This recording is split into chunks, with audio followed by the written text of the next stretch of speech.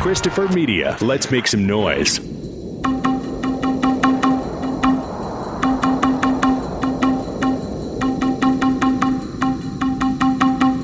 Hey, get in. I'm taking you home with me. Well, what are you waiting for? You want a piggyback ride? Don't get the wrong idea about me, Carly. We just met. I don't have any ideas yet. We could do it, Faye. And I could take care of you real good. And suddenly I saw you two on the dance floor, and it hit me like one of the kids' left hooks here. That's what they used to call him, Kid Collins. You don't really know anything about me. Oh, but I know people. I know what they'll do, and I know what they won't do. But I don't want him talking you into this mess. They're using you for their own criminal purposes. I'd say it'd be good if you never had to worry about money the rest of your life. Maybe I can get some kind of job.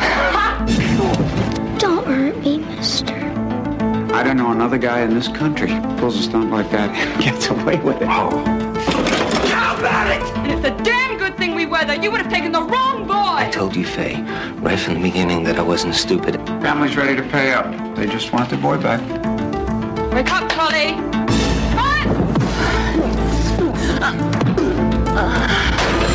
Faye doesn't trust me, and I don't trust her. We both don't trust you, but I can fix that part. You. We can end all this right now. You and me together forever. And I can take care of you real good. You really believe there could be a you and me?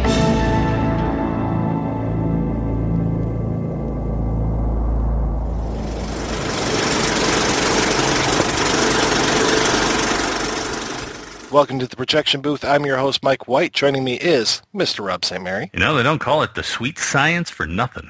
Also with us this week is Professor Robert Polito. It's a pleasure to be here. This week we're looking at the 1990 film After Dark, My Sweet. Based on a novel by hard-boiled scribe Jim Thompson, the film tells the tale of Kevin "Kid" Collins, a drifter and former boxer who falls in with a bad crowd. Faye Anderson, played by Rachel Ward, and Uncle Bert Stoker, played by Bruce-Dern. Faye and Uncle Bert have plans to kidnap a titan of industry's child. What follows is a series of double crosses that puts Kid Collie to the test. Robert, as our guest, when was the first time you saw After Dark, My Sweet, and what did you think? I saw it in a screening room in New York, maybe a month or so before it was released, 6 weeks before it was released. I got to write some of the press kit when the film came out, and I think back then I liked it, but I also underestimated it. When I saw it at the time, I was focusing maybe a little bit too much on the differences between the novel and the film. And the film itself back then, I found a little bit too clean and a little bit too, maybe the right word, but it's imprecise word would be a little bit too arty in a way for its own good. And what I mean by it being a little bit too clean, you might see in the Rachel Ward character of Faye. I mean, back then I thought, this is somebody who's kind of drunk around the clock. How does she manage to look like she just wandered back from the gym? I focused a little bit too much, I think, on things like that. And in the subsequent viewings I've come to see it in a much more admirable light.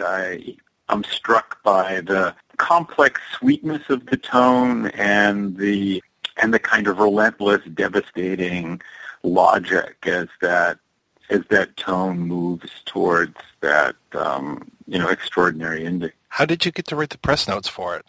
I'd already been doing some writing about Thompson, and I was just called up and asked if I would, do some of the kind of routine press work.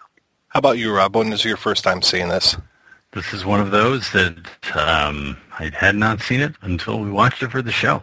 And for me, it was an interesting watch because James Foley's work, especially next week's film that we'll talk about later, what we're doing, was one that always resonated with me. And it was interesting to see something beyond that film, which I think a lot of people would know. And it's interesting to see a noir film in the early 90s, 1990, before, I guess, the big sweep of neo-noirs that came with the Tarantino wave, for good or ill. And it was also good to see sort of this amalgam, I would say, of at times feels like that it's trying to do like 1940s kind of dialogue and ideas, but is definitely has a contemporary feel at the same time. So it has these kind of interesting tonal mixes in there too, where I could totally see them taking this script and shooting it in like 1948. And I think it would work, although, of course, they would probably edit out some of the swear words. But overall, I really liked it. Yeah, because I think back then, I think a kidnapping plot seemed very dated. I know exactly what you mean by the 1940s, but there's been so many revivals of plots like that I think that anachronism has been lost. It wasn't even just that. There was also a feeling of like some of the dialogue and how the dialogue was delivered, that it felt like they were using anachronistic language or anachronistic rhythm at times of the way the language was brought across by the actors. Yeah, not too many people would talk about people having a point at the top of their head. It seems like more of a throwback kind of insult, and that's one of the first things that Faye says to Collie is, I guess I just don't really get the point. Why don't you reach up to the top of your head? Maybe you'll feel it.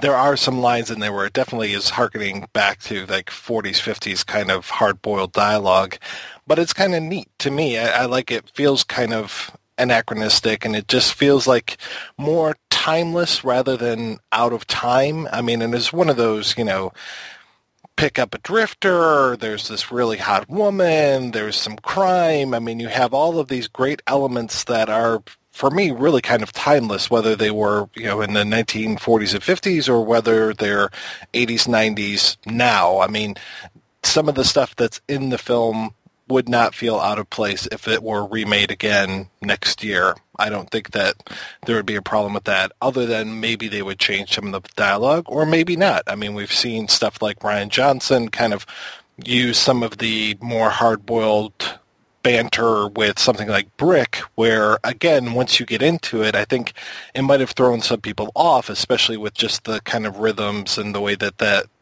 kind of, vernacular is used in that film. It's not laid on nearly as thick in After Dark, My Sweet, but there is that kind of hint of that to it, and I can definitely see where you're coming from with that one, Rob. Well, we got on the sidetrack here, Mike, but what about for yourself? When did you see this film, and what did you think?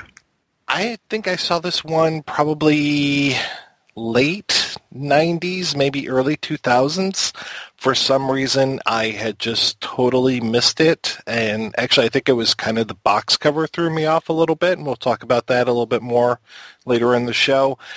Once I finally checked this thing out, and I think I was kind of going through like a little bit of a Jason Patric phase or something, and I just was blown away by his performance and really kind of got into the movie back then. And it's one of those that just doesn't necessarily get talked about that often, but has always kind of held a little bit of a sweet spot for me, especially when it comes to the performances. And I love Bruce-Dern, and seeing him in this, and he's just got that kind of like used car salesman kind of thing about him in this, and he is constantly doing that. Know what I mean? That's what they used to call him, Kid Collins. When was that last fight of yours, kid? The big one? It was some time ago. It wasn't even a big fight, so. Sure, kid, sure. But every fight's a big one. Being in the ring, facing someone that wants to kill you. You know what I mean? What am I telling you for? Yeah, I understand, sir. So cut out the sir stuff. And I really like when he does that in things like the Laughing Policeman and some other films. He seems to always kind of have that little, know what I mean, kind of thing. Like, especially in Laughing Policeman, he'll say some of the most heinous things in the world and then just kind of take it back a little bit, in quotes, by saying that. And he kind of does that a little bit in here, and just him kind of trying to play kid versus Faye, and himself somewhere in the middle and everything, and then being threatened by this guy Bert. All the elements really kind of added up, and I just like that it's a kidnapping film, but it's not a typical kidnapping film insofar as I think Ransom came out a few years after this, and which was kind of a remake of an older film as well, and that was very heavily inspired by things like High and Low and some of the Ed McBain stuff. That always is focused more on the parents, and you don't get a whole lot of the kidnappers except to say that they are evil people, and this focuses solely on the kidnappers, and we never get the parents, which I really kind of appreciate, that you kind of take it from a completely different angle. To stick with Bruce-Dern for a bit, I also love all the stuff he does with his body. It's like he's this, giant worm, as they're moving him around from room to room, and he does all these extraordinary things with his upper body. I agree with everything he said about the way that he talks and the dialogue as well. I really love, speaking of body motion, Jason Patric, because he's playing an ex-boxer, somebody who killed someone in the ring, and after he killed someone in the ring, he ended up going into this mental hospital, or a series of mental hospitals, it sounds like, and the way he walks, he kind of has this like little stutter step that he has, and it's kind of nice because we don't see that right off. We start off in a bar, and he's there kind of telling this story about his friend, Jack Billingsley, who there was a mix-up and all this kind of stuff, and we don't see what his whole thing, the way that he holds his body until shortly after that, after he punches out the bartender, and then just to see the way that he walks, and he's keeping his hands kind of up on his body, and he's kind of bouncing along as he walks and everything. It looks like he is still in the ring, and he always kind of keeps one hand up, like he's ready to lash out at any moment, and he's kind of, sometimes he has like a dazed look in his eyes, and it's just as like you can see that he holds himself like he's punch drunk the whole time, and I really appreciate that about his physical performance. And then every once in a while his dialogue runs completely counter to what his body is telling us, which is just a really clever way of telling us that there's a little bit more to this character than what we see on the surface. And he has this incredible stoop a lot of the time. Like not only is he in a kind of offensive posture, like he's about to strike somebody, but he's clearly somebody that's just been beaten down, and carries himself as if he's like 3 or 4 inches shorter than he really is. And that hair is always a mess in this film. Yeah. Well, that was one of the things that I put in my notes as I go, moves like a boxer and kind of a disheveled homeless person. And I would even say in terms of his speech patterns and manner, it's like I've been at, bus stops or whatever, and someone just starts talking to you, and you're like, why are you talking to me? And it's not just general discussion. Like, hey, how's the weather? Did you see the game last night or something? I mean, he's getting into these involved conversations, especially in the beginning where he's in the bar and he's trying to have this he's trying to talk to somebody. He's trying to connect to somebody, but you're kind of like, same time, it's kind of a turnoff. Like, it doesn't seem to flow organically. It's more like he's trying to push it in some way, and I can't. Like, I was trying to figure out if maybe his manner of talking and trying to have conversation with people is some sort of, like, nervous tic or something. Because I know I have some friends who, when they get nervous, they start talking, and they get more and more rapid in their speech.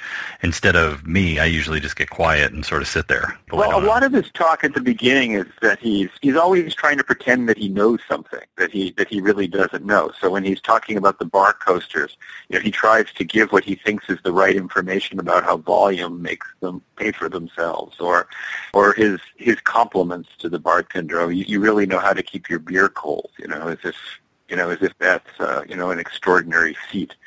The whole Jack Billingsley story, is a little bit of Thompson's childhood, actually, that he kind of stitched into the book. He was friends, or his father really was friends and a business partner with the Billingsley family later. Logan Billingsley, who started the Stork Club, in New York. And I think Thompson's childhood friend, who I think was actually named Glenn Billingsley, but I think that's a little, kind of inside, private joke that Thompson, put into the book that Foley kept for the film. I was driving south with this friend of mine, Jack Billingsley, big real estate family, and anyways, a car broke down, so I go to get a tow truck, and I can fix a lot of things, but cars. Darn if old crazy Jack wasn't gone when I got back. Now imagine what happened was Jack got the car started himself. That's what happened.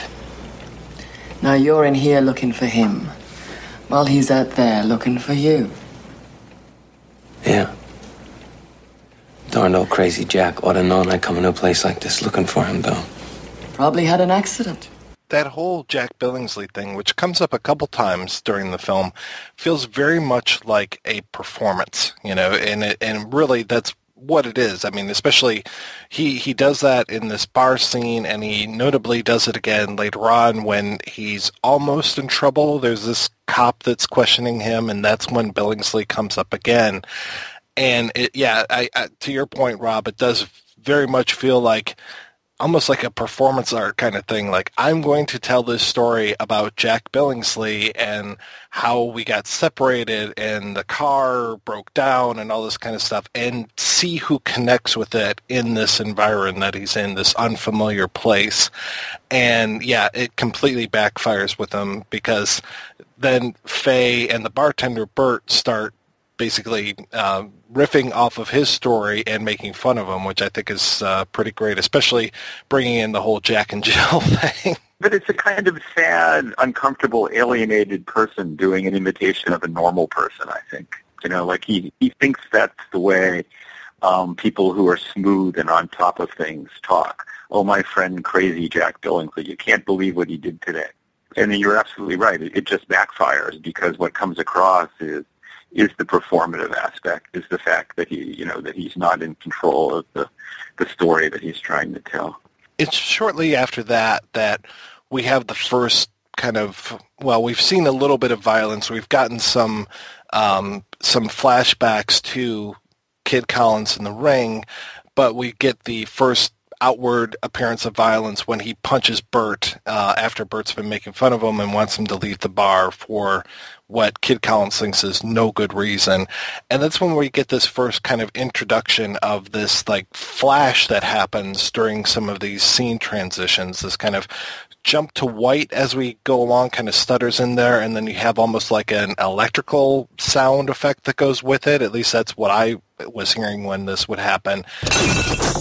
And to me, it always kind of reminds me, or I think of like synapses firing or misfiring in the case of Kid Collins. So I don't know what you guys think about that, but I think that that's a nice little way that we transition some of these scenes in the film. Well, it could also be viewed, as we later learn, his institutionalization. And during that period, I mean, electroshock was probably not out of the question. So maybe it's supposed to kind of connect to that idea as well. I also think there's a kind of, and I think this is one of the things I like most about the movie, there's a kind of fever dream quality to a lot of the movie that comes out of the heat of the desert, but I think it also comes out of the violence, and the violence that's in the present as well as the violence that's in the ring flashbacks. And you just kind of sense almost like that when the kid is in those moments that he's nowhere near in control of what he's doing and what's happening around him.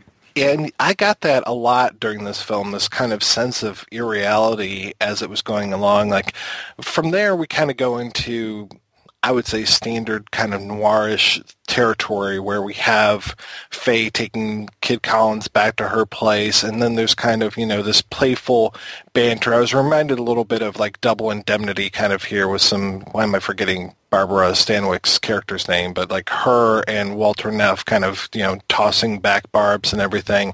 And clearly Faye is on top when it comes to this relationship. And after a little bit, she basically kind of warns him off, and he goes and runs into this doctor at another place where I think, again, there's this Jack Billingsley character comes up again. And the doctor, second appearance on the projection booth by the guy who was the police detective in Blue Velvet. So it was nice to see him show up. But that character, kind of bringing it back to what you were saying, Robert, there were so many times where I kept wondering if that character was real, because he just seems to kind of be this manifestation a couple times where it's like the kid needs somebody and he just kind of shows up. And so there was this kind of weird thing whenever he would appear. I kept thinking, is he really there, or is this just something that the kid is imagining? I'm not really getting this. And then the way that the doctor kind of carried himself, at first I thought he was making some romantic overtures towards the kid and everything. I thought that might end badly. Carly, how would you feel about staying on here with me? You'd be a big help to me, and I think I'd be of some help to you. And, well, it would be a fine arrangement for both of us. Well, Doc, you see, my friend, your judgment just isn't good. A man in your condition is easily influenced and, broadly speaking, dependent on the goodwill of others. Well, you can see the potential for tragedy.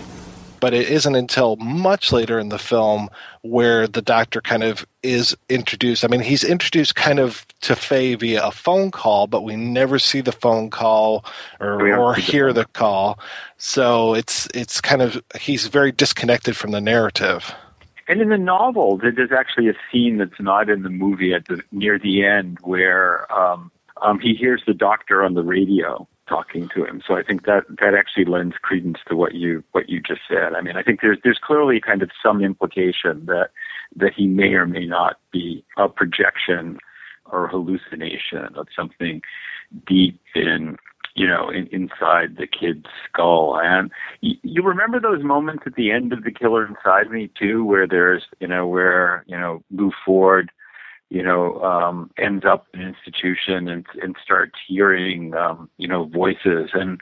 And I think this is a kind of, lower key, tender, version, I think, of the same thing. But it's sort of astonishing, I think, in the eeriness which the doctor just kind of seems to pop up out of nowhere and do some things that seem to be in character, and some things that are utterly, in character. Like one of the out of character moments is when, he's on the road and he backs up his car, and it's almost like he almost backs the car into Kid Collins there. Yeah, when he shows up, when the kid and Faye are arguing like crazy towards the end, too, it just is like, wow, this is a really convenient time for somebody to show up. It's almost like he's rescuing Kid from this situation. Yeah, and even if he's not, a kind of projection or hallucination, I mean, the strangeness of the role that he's playing. I mean, ostensibly he's a kind of authority figure, but there's clear that there's also some kind of personal and likely erotic attachment between them, and he doesn't do any of the things that an authority figure is supposed to do, like call the police. He's aware that that his office has been broken into and insulin has been stolen, and he knows exactly where it's ended up. We should probably talk about the family politics when it comes to this, because the family is all over. I kind of already mentioned that this is an interesting kidnap story in that we only get the kidnapper's point of view, but we don't get the family on the other end of it. But we have such a family dynamic going on in this. I mean, naming our main character Kid Collins, and it's a kidnapping plot, and Uncle Bert, and Faye kind of being this kind of erotic mother figure, which is kind of an odd thing, because at one point she's treating Collie like Collie. She calls him Collie, calls him a dog, basically. Yeah, he's basically a dog to her, yeah. But also kind of like a child, too. She kind of mothers him at times when she's not halfway crawled inside of a bottle. And it's funny to me, and I know we'll talk about this a lot more when it comes to Thompson, but just the way that he portrays the drinking in the book is just kind of bizarre to me. I was going to just really quick here talk about the way Kid Collins describes the drinking. He's talking about how he's seen alcoholic patients at some of the institutions that he's been in, and he said that those institutions have a lot of alcoholic inmates. No one can be nicer or smarter than they are when they're leveled off, and no one can be as downright ornery and crazy when they're in a bad way. And yeah, we'll talk about how Thompson was in a bad way quite often, so having Faye as this alcoholic character was kind of an interesting turn as well. It's a fascinating dynamic because it's sort of like, Uncle Bud, but to a certain extent, he's one of the father figures. Faye is obviously a kind of mother figure to both Kid Collins and the kidnapped boy. And I think you're right to draw attention to the fact that we never see the parents of the kidnapped boy, because I think the clear implication is that, this kind of, I think I describe it in my Thompson book as a kind of post-nuclear family, that it's, like it's almost as if this is his real family, that they're actually taking better care of him than, his wealthy parents who have the chauffeur pick him up every day, and the neglectful teacher who doesn't even recognize that, that this kidnapping is taking place. Well, and of course, the kid gets sick. He's got diabetes, and Faye nobody knows that going into it. Maybe Uncle Bert knows this, but Faye claims she doesn't know. She gives him all this food. And that's an interesting thing, too, is this whole idea of, do they want the kid to stay alive or not? And then by that implication, do they want Kid Collins to stay alive or not? But with this kid, she feeds him all this stuff, and he ends up just, in the book, it's coming out of both ends. In the movie, it's just coming out of the one end, thank goodness. And he just keeps asking Kid Collins, are you sure you're not mad at me? I'm so sorry. I'll clean this up. And Collins, like a normal human being, is like, don't worry about it. I'll clean it up. No, I'm not mad at you. And, the kid really expresses, he gives him a big hug, and he's like, I like you, thank you, kind of thing. And which comes back later in an echo, which is great, right towards the end of the film. But it's... But the clear implication there, though, is that he's made to feel bad about that at home all the time. Exactly. He's made to apologize for that kind of behavior all the time, for getting sick. And I don't know what kind of industry his folks are involved in. I mean, it doesn't really matter what it is, but it's just this whole idea of this kid comes from money. And there's nothing really more important than that. But then there's the other kid, other than Kid Collins. There's the child that Collins picks up outside of the school, which is just a terrific scene both in the book and in the movie. This kid who, how would you best describe this kid who gets into the back of his limousine? Well, he's like what? He's like 11 going on 35. I mean, he's you kind of know that he's going to grow up and become Uncle Bud. He's already a kind of con man. He's wise beyond his years. I mean, he knows exactly what's wrong with Charlie, and he even negotiates to be kind of dropped off in front of school rather than brought back into the playground itself. About this little ride of ours, I'd appreciate it if you didn't say anything about it. I won't. And don't you say anything either. Just give me a minute to sneak back inside. Then you can go pick up Charlie and no one will be the wiser. But I think that's also, I think, the whole kidnapping is I think part of the hallucinatory quality of both the book and the film, that Collins ends up with the wrong boy. Everything is off about him, and no one notices, as he's kind of wandering, through the playground, and he falls down, and his glasses fall off, and there's something, surreal and nightmarish about all of that at the same time. I can't remember if this is in the movie or if it's just in the book, the fate of that kid that gets into the back of Collins's limo. in the book, it's amazing. It's another one of those weird dreamlike turns because he kind of eventually figures out that the only one that can kind of put the finger on him is this little kid, is the wrong child that he picked up. And it's almost immediately after that he's listening to a radio, again with the radio, and the radio reports that the plane that the kid was on crashed. So, yeah. So it's like just amazing, coincidence? I really don't think so. It really feels like the world outside of Kid Collins is being controlled somewhat by his delusions in that way. So it's kind of a neat little turn in that point.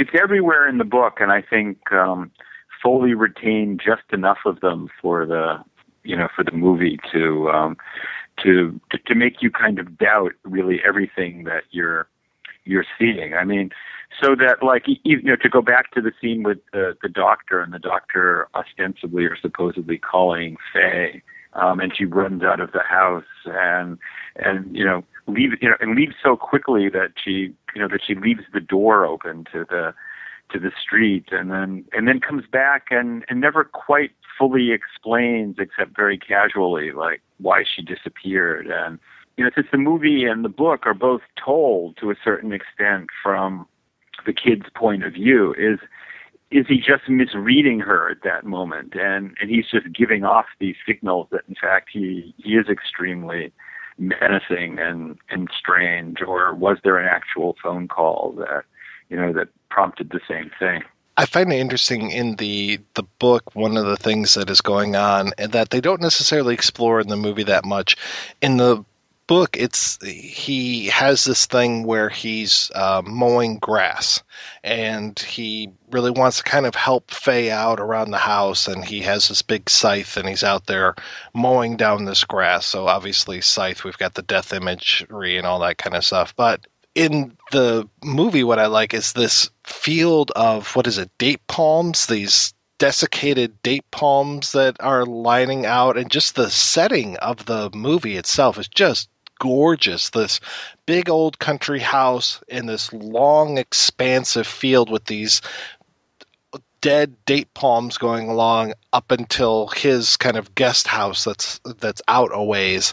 And I was thinking maybe he would try to take care of those palms a little bit in the movie, but that isn't necessarily there. But I think that no, distance. He does. Remember, really there's a scene where he's on a ladder cutting down the dead. Oh, that's right. Thank you. Okay, so it's nice translation from the mowing to the palms in there. And then, of course, we've got some of the Christian imagery with the palm tree, the palm fronds and all that too, which is kind of nice as well.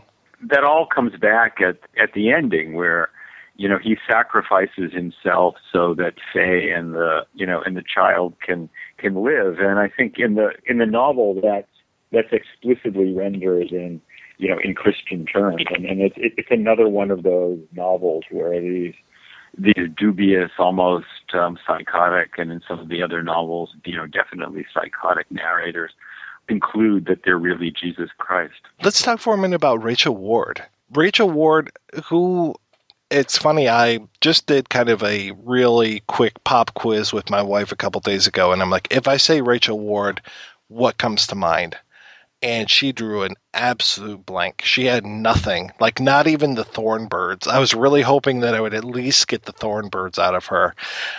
She was hot stuff at the time. I mean, Thornbirds was 83, and even though it was, a TV miniseries, that was like burning up the airwaves in 83. But that was 7 years earlier, though. True, but still, she's still really smoking hot in After Dark My Sweet.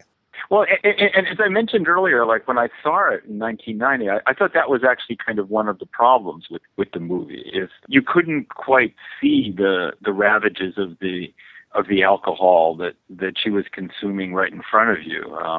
But what I came to admire after that is that, like, she's so convincingly somebody who's pulled in a dozen different directions simultaneously. Sometimes she wants to do the right thing. Sometimes she wants to, the boy to die in the field by the the river. She's terrorized by Uncle Bud, and she's attracted to the kid, but wants to let him go. Knows that the right thing is to send him away.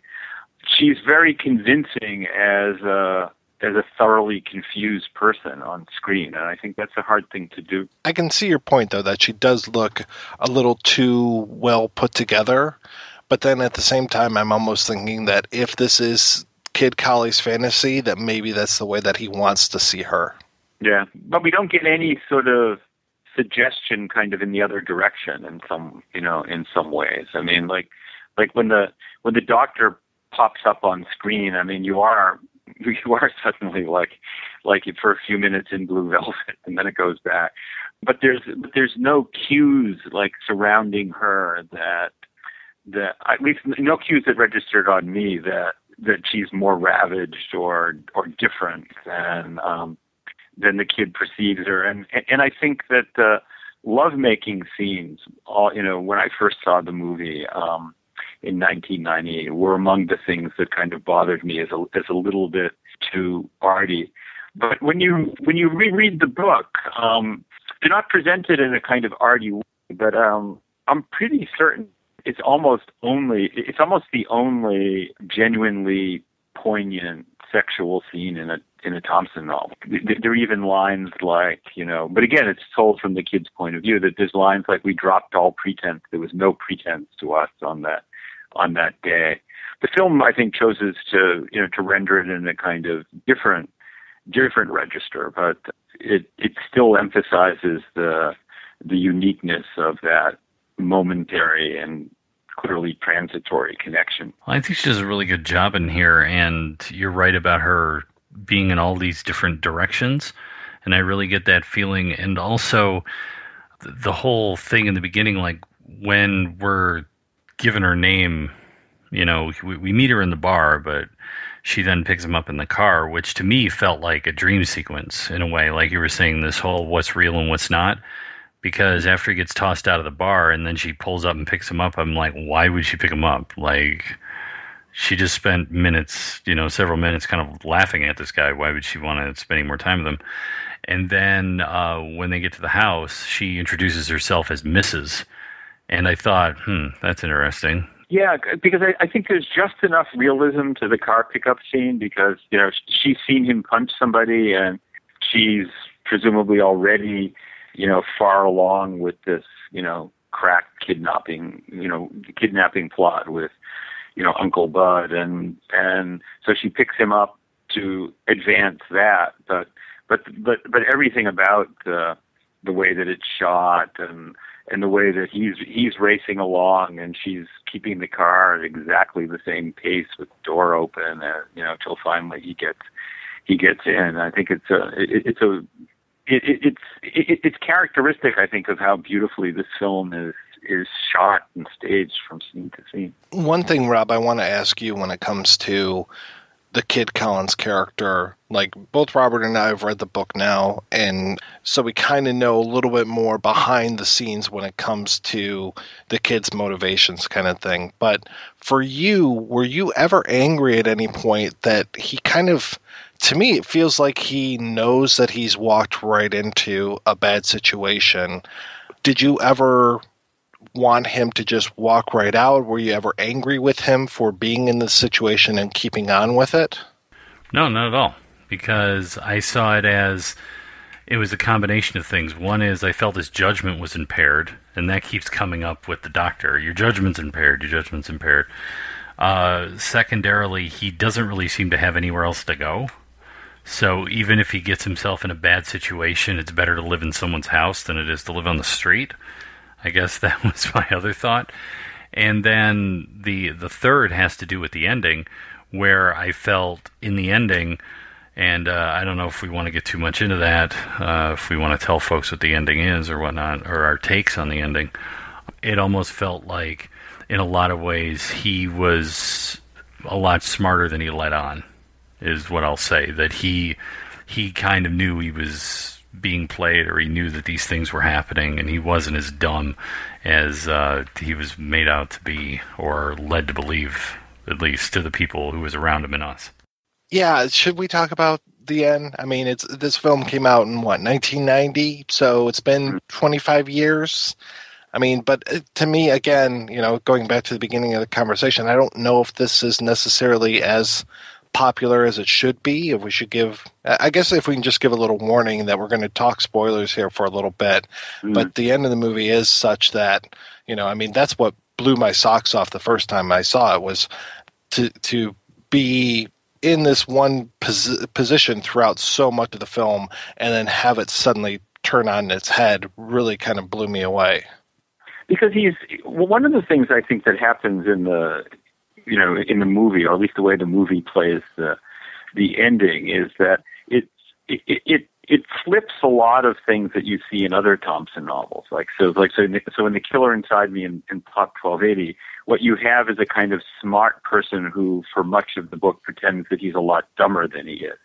And I think that the kid here is I don't know whether he's a genuinely dumb person, or whether he's somebody who is injured in the boxing ring, or, but he's clearly, recently just escaped from a mental hospital. But he's someone who's always trying to prove to people that he's not dumb, that he's smarter than he is. We talked a little bit about that scene where, at the bar where he's trying to talk like a businessman, or it's very important to him that, that Uncle Bud and Faye aren't hoodwinking him, and that he's smart enough to know when they're hoodwinking him. Sometimes when they're in fact not hoodwinking him, and it's very likely that they're actually just being, they're confused, relatively transparent selves.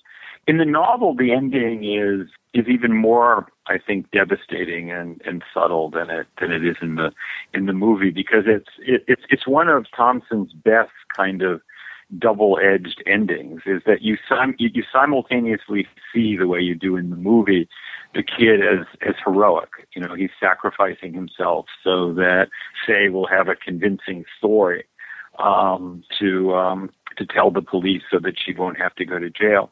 But you also see that moment in the novel as the culmination of all the childish and infantile and dead-end things that he's been doing for his whole life. So it's an extraordinarily like kind of ambiguous and deft ending to the novel that I don't think the movie was interested in presenting doubly, but I think goes very much for the heroic aspect of it. When the man stops caring what happens, all the strain is lifted from him.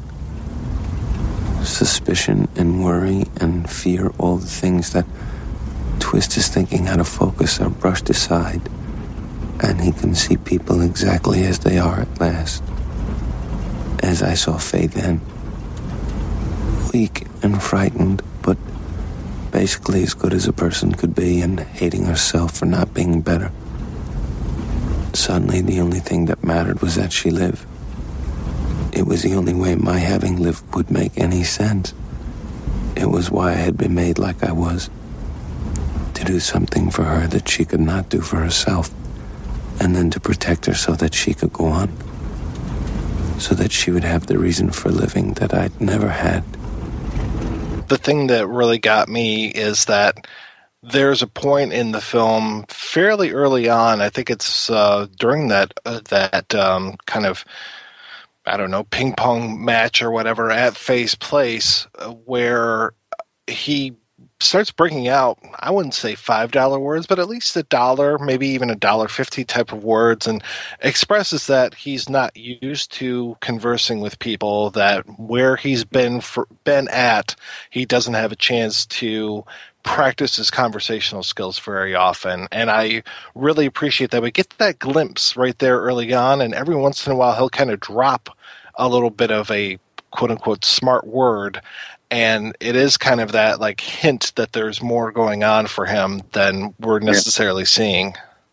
We're going to take a break and play a pair of interviews. The first is with screenwriter Robert Redlin, and the second is with director James Foley after these brief messages. One dark and stormy night in the mid-'80s, Joe Bob Briggs, Harlan Ellison, and the ghost of El Santo pulled a train on Elvira while Siskel and Ebert sobbingly masturbated in the corner. From that union arose the greatest movie critic and luchador that ever lived. But we're not going to talk about him. He's kind of a dick. Instead, we're going to talk about me, El Goro, the stuttering movie fan and host of the Talk Without Rhythm podcast. Every week on Talk Without Rhythm, I discuss 2 to 3 movies tangentially tied together by a theme. I cover action. I'm the most complete fighter in the world. Sci-fi. Open the pod bay doors, Hal. I'm sorry, Dave. I'm afraid I can't do that. Horror. Oh, no tears, please. It's a waste of good suffering. And the continuing adventures of James Spader, sexual deviant. You're not worried that I'm going to fuck you, are you? I'm not interested in that, not in the least. Now pull up your skirt. So check me out at tworpodcast.blogspot.com, drunkenzombie.com, or subscribe on iTunes. Talk Without Rhythm, the only podcast that will not attract the world. Adios. Christopher Media, the Weedsman Podcast. All right, man. It's time. It's time. Are we ready for the list? The list. So we all made this list earlier. Just had it around. Maybe got a little too high. Well, you know, this list. we did get too high because we only made half the list. The Weedsman Podcast, every Friday on iTunes and ChristopherMedia.net. Christopher Media, let's make some noise. Hi, this is Andrew from We Hate Movies, and you're listening to The Projection Booth. If you feel like laughing after listening to some serious film discussion, head on over to our show, WHMPodcast.com. Every Tuesday, a new episode drops, us ragging on bad movies, whereas the good folks here at The Projection Booth are talking about good, hearty, cinema-related stuff. Go here for the cinema, come to us for the laughs afterwards. We Hate Movies, every Tuesday.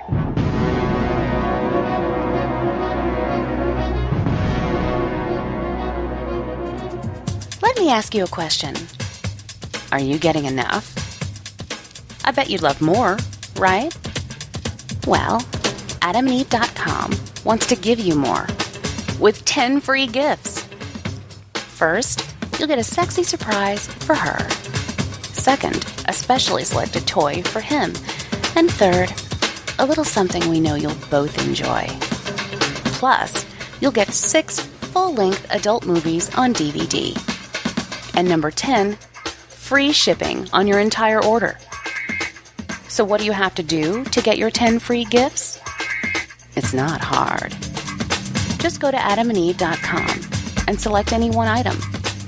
It could be an adventurous new toy, sexy piece of lingerie, or anything you desire. Just enter offer code BOOTH at checkout, and you'll get all 10 free gifts. Go check out AdamandEve.com today.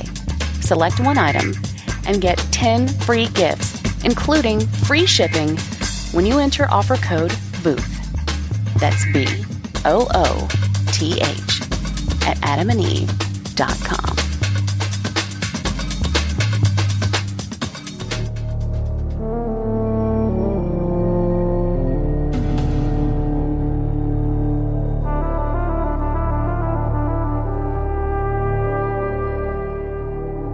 How did you get into writing? As a kid, I used to write. I used to try to do little plays, but I also enjoyed acting and theater. And I wasn't exactly a brilliant person when it came to English and grammar and spelling, but I made up stories. I loved fantasy, so I would create my own stories. And when I went to college, I took a class in creative writing at John Carroll University. And I had a teacher who didn't believe that I wrote some of these things. And I realized that I was so angry at her that I was going to attempt to continue to write. Now, it sounds kind of corny, but sometimes maybe that's what it takes to be a writer, that you get upset with people and you're going to prove you can write. I don't know. But I don't really consider myself a writer at this point, because the people that I see write who do 10 books and write a lot, I guess there are writers. I write, but not every day. I love writing scripts, and I'm going to try and write a book at some point, but I might say that I'm not as strong a writer as I would like to be. How did you get into screenwriting? Well, I wrote little vignettes, but I got into screenwriting, at least out here, because I wanted to do After Dark My Suite, and I figured I didn't have the money to pay a writer, so I was just going to put it together myself and produce it and try to make it happen. So I wrote the first drafts of the screenplay, and that's how I got started with that particular production. Prior to that, I had written a small screenplay about narcs who go into schools and pose as teenagers, and then I wrote some very simple stories and some action screenplays. So just basically doing it, and decided that I enjoyed it. So it's an area that I really do like doing, is writing screenplays. I can use my imagination and kind of create characters and not be tied down by a lot of description, but enough to make me look good. So why After Dark My Suite? How did that kind of come on your radar? I've always liked film noir. I've always liked action. I've always liked certain things. I grew up on movies. And I saw The Killer Inside Me by Warner Brothers. I think it was with Stacy Keach, actually. And I said, wow, I really like that film, but I really would like to redo it. It's missing something. And I was somewhat naive. So I thought I could possibly get the rights to do it. And I called, I researched it, and I found out that Warner Brothers owned the rights lock, stock, and barrel. And so the agent gave me a choice of some other books. So I went down the list, and I said, After Dark My Suite, I like that title. So when I read the book, and I said, I really like this, and I want to try and get it made. And that's how I got involved with that. And I like Jim Thompson. He's a very strange character. I love the characters he writes. And I just enjoyed it. So I decided I really want to try to get this on the screen. Now, have you done many adaptations other than this? No, that was actually it. I've not done any other adaptations. That was the only one I did. After that, I wrote 2 other scripts that did get made. They weren't the best, but they did get made. But this one, I really got lucky. They liked it. The Avenue Pictures was interested in wanting to do a Jim Thompson film. Blaine Campbell, the agent who was helping me, and who also helped me obtain the rights to the book, introduced me to Avenue Pictures, and they worked with me and they put up with me. And after 4 or 5 drafts, it was something that they thought they could turn into a film. They brought on James Foley, who then reworked it also, and we got a film made. And then there was Rick Kidney, who was also brought on as a line producer, and he was very wonderful. So I was very fortunate in a way to have some very strong people working to help me. So I was very happy that film got made, and I thought it was good. And that's how it came about. So I've been writing ever since, and I don't want to do pretty much any adaptations. I like to do original stuff, but there are a few things I'd like to try and turn into films eventually. But, it takes time, and you have to get lucky. It's always so tough when I speak to screenwriters, because I know that you're working all the time, either on your own stuff or doing rewrites on other things. But at the end of the day, when I look at your CV, it's like 3 completed things, and it's like, okay, well, I know that this guy's been doing more over the last 25 years than just 3 things. And it's so tough sometimes. It's like, and I can't even imagine being in your business. Well, I've come close with a few projects, and I still try to do some things, and I'm trying to work on some things now, but I don't put all my eggs in one basket either. I mean, I like writing, but I've also been in the educational world too, and have enjoyed that quite a bit. I do have a project now, 2 that I'm working on, and I'm very serious about, and we'll start pushing them more. But I'm not one of these guys who have done 30 screenplays, and I'm not a household name, but I'm very proud of After Dark, My Suite. I've always been very happy with that, and I came close a few times, and I just won't give up. So not only are you the screenwriter of After Dark, My Suite, but I see that you're also a producer on it as well. I'm the one that got the book. I'm the one that put all the time into it. I was the creative producer for part of it. And then once it went into production, Rick Kidney took over as a line producer and also worked every day on the set. I went down there to the set in Indio, and I spent time there. But for me, it was also a learning process. And Kerry Brokaw of Avenue Pictures, I would see the dailies, put in my input. He was the executive producer. But it wasn't like I was the only brain that made this film happen. And I think a good producer understands that he gets something there, he gets it made, and at the same time, there are other people that work with him that really make everyone look terrific. What was the experience like for you seeing your words kind of come to life on the screen? It was very exciting. I think what's really cool is you've written some words, and not all those words reminded me of Jim Thompson's, and you finally had a vision. And I mean, I'll be very honest with you, the movie was not the total vision of what I had, but that's what ended up being on the screen. I had wanted to see a slightly different version, but I can't knock this. So, and I think a lot of writers would like to see what they write actually go to the screen and not have directors and other people interfere with it and trust that the writer knows what they're doing. Sometimes directors have an ego too and want to build what they want. I never wanted voiceover, for example, in After Dark, My Suite. I wanted to be a straight, true movie without speaking. A lot of film noir does have voiceover, and I think sometimes voiceover slows the film and the imagination a bit and tries to make up for telling the story. But I did enjoy it very much. It was a very, very wonderful moment for me. And, you know, I also realized that it's few and far between, so I never felt that I was going to spend the rest of my life trying to get another film made and starve to death either, okay? So I also believe that, you know, I love working with children. I've done that all my life also, and I've written stories about that. So I've been blessed to have two different careers, and I don't know if I could say a career in writing, but I think I've been pretty close to most people. I've gotten 3 films made, all independent, one really great, and 2, they're there. What else can I say? And if 1 or 2 of these other things take place, I feel I've accomplished a lot. But I also write for myself. I don't just write for hoping to get something done. And that's important too. What was the reaction to the film like? Do you remember? Yeah, Siskel and Ebert really liked it. When they were together, they thought that was one of the best films of the year. I think they gave it a number 2 best film. I remember Time magazine saying that it was a very good film. Everyone, for the most part, gave it a very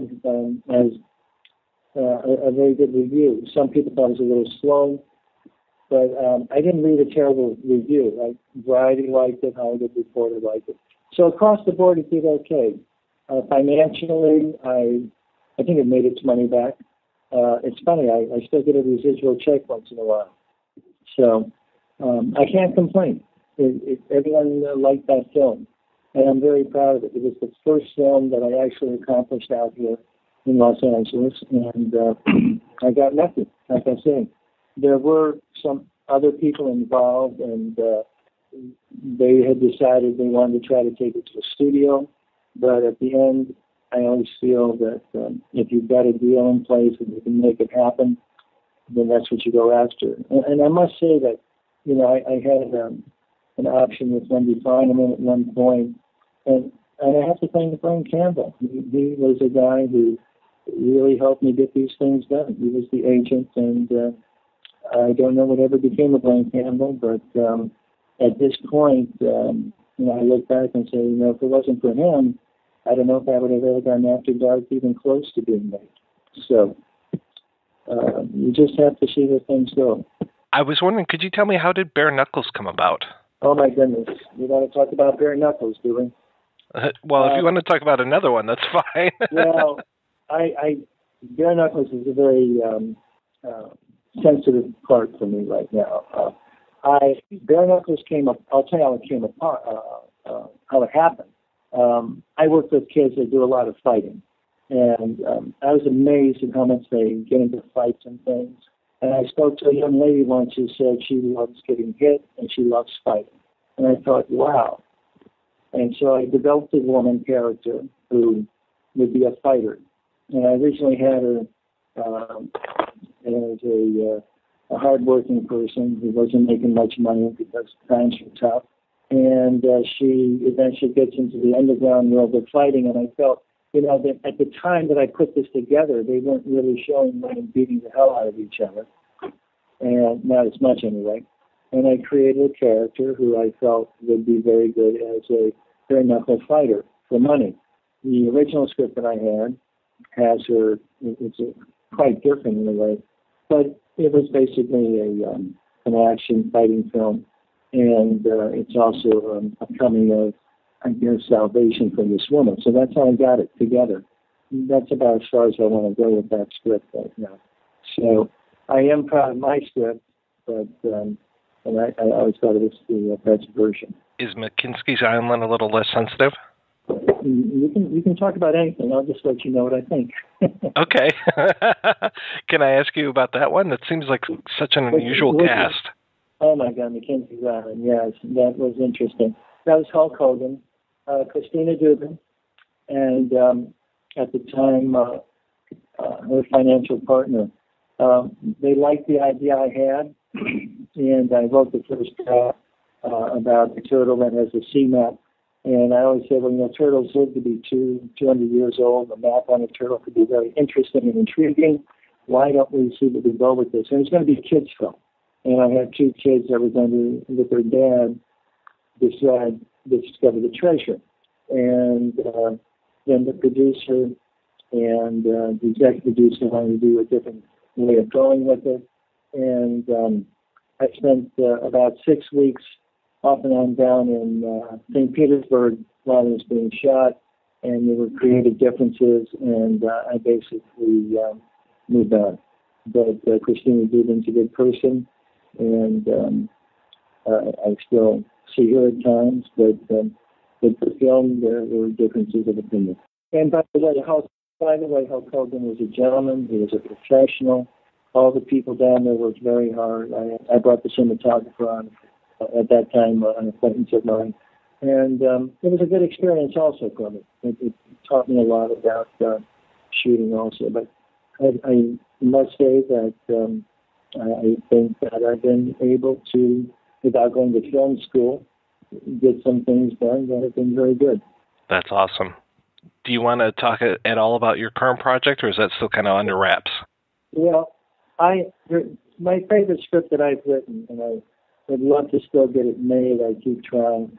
I have a script called The Other Side of Innocence, and it's about a teenager who's a serial killer, but it's not a slasher film, and it's a relationship film about high school kids. And it's a mystery, and it's not blood and gore. And, people have read it, they like it. That's the one I may try to turn into a book. But I'm still trying to get it made, and maybe someone will be interested and want to read it. But I think it's a very strong script, and we'll see.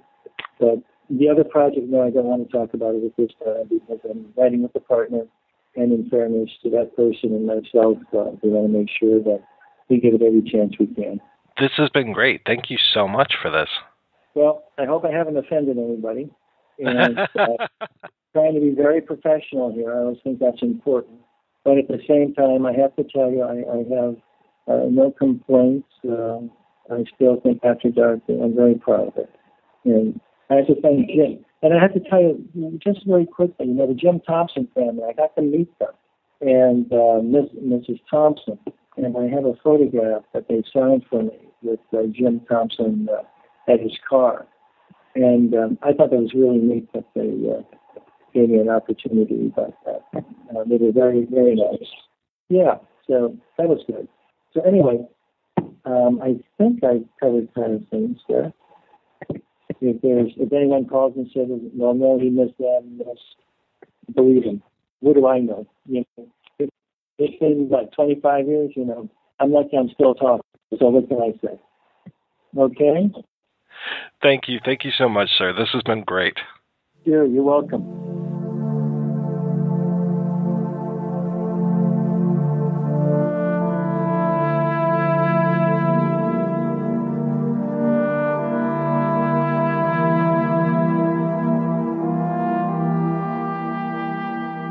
Well, thanks for taking the time on a Saturday to talk to us about some of your work. Yeah, no problem. I'm in Baltimore, actually. I'm in pre-production in the season finale of House of Cards, season 3. Very nice. And I've been kind of joined at the hip with House of Cards for like the last 2.5 years.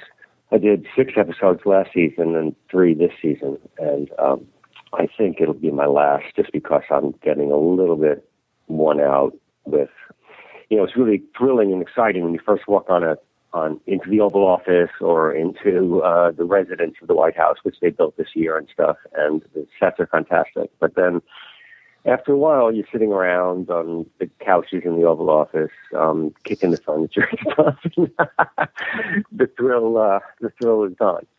But I'm going to pull it out for one last season finale with a big cliffhanger, and we'll see what happens next year. Must be nice kind of going back and working with Kevin Spacey again. Yeah, that was always good. I mean, when you have a prior thing with somebody, particularly at that time in Glengarry, he was the low man in the totem pole. And now, in this world, he's numero uno. Right. But I can say I remember him when, and so he can't tyrannize me with his bigwig position on the show. Not that he tries to, but it's always nice to not have to stardom, because it's irrelevant to the character, and so it's always nice to push that out of the way. But I mean, every time I've ever made a movie with some star, I always try to hang out with them enough before we start so that the stardom disappears. And it always fascinates me because somebody's only famous if there's an audience to reflect it. So if you're sitting in a room with somebody and they're famous, it goes away. And I think that's always necessary, because if the character's not famous, then their fame has nothing to do with it. Right. And so I always like to try to get rid of that. But no, Kevin's great anyway. I mean, he's quite solicitous to all the directors, and but that's been my discovery too, is that there has never been an actor I've worked with who didn't want to be directed on some level. I mean, they all want something a little bit different, but they all want a reaction. They all want an audience to respond to what they're doing, and Kevin's no different. Now, you've been directing for a little over 30 years now. Don't remind me, man. Oh, sorry. I would say point of pride more than a sore spot.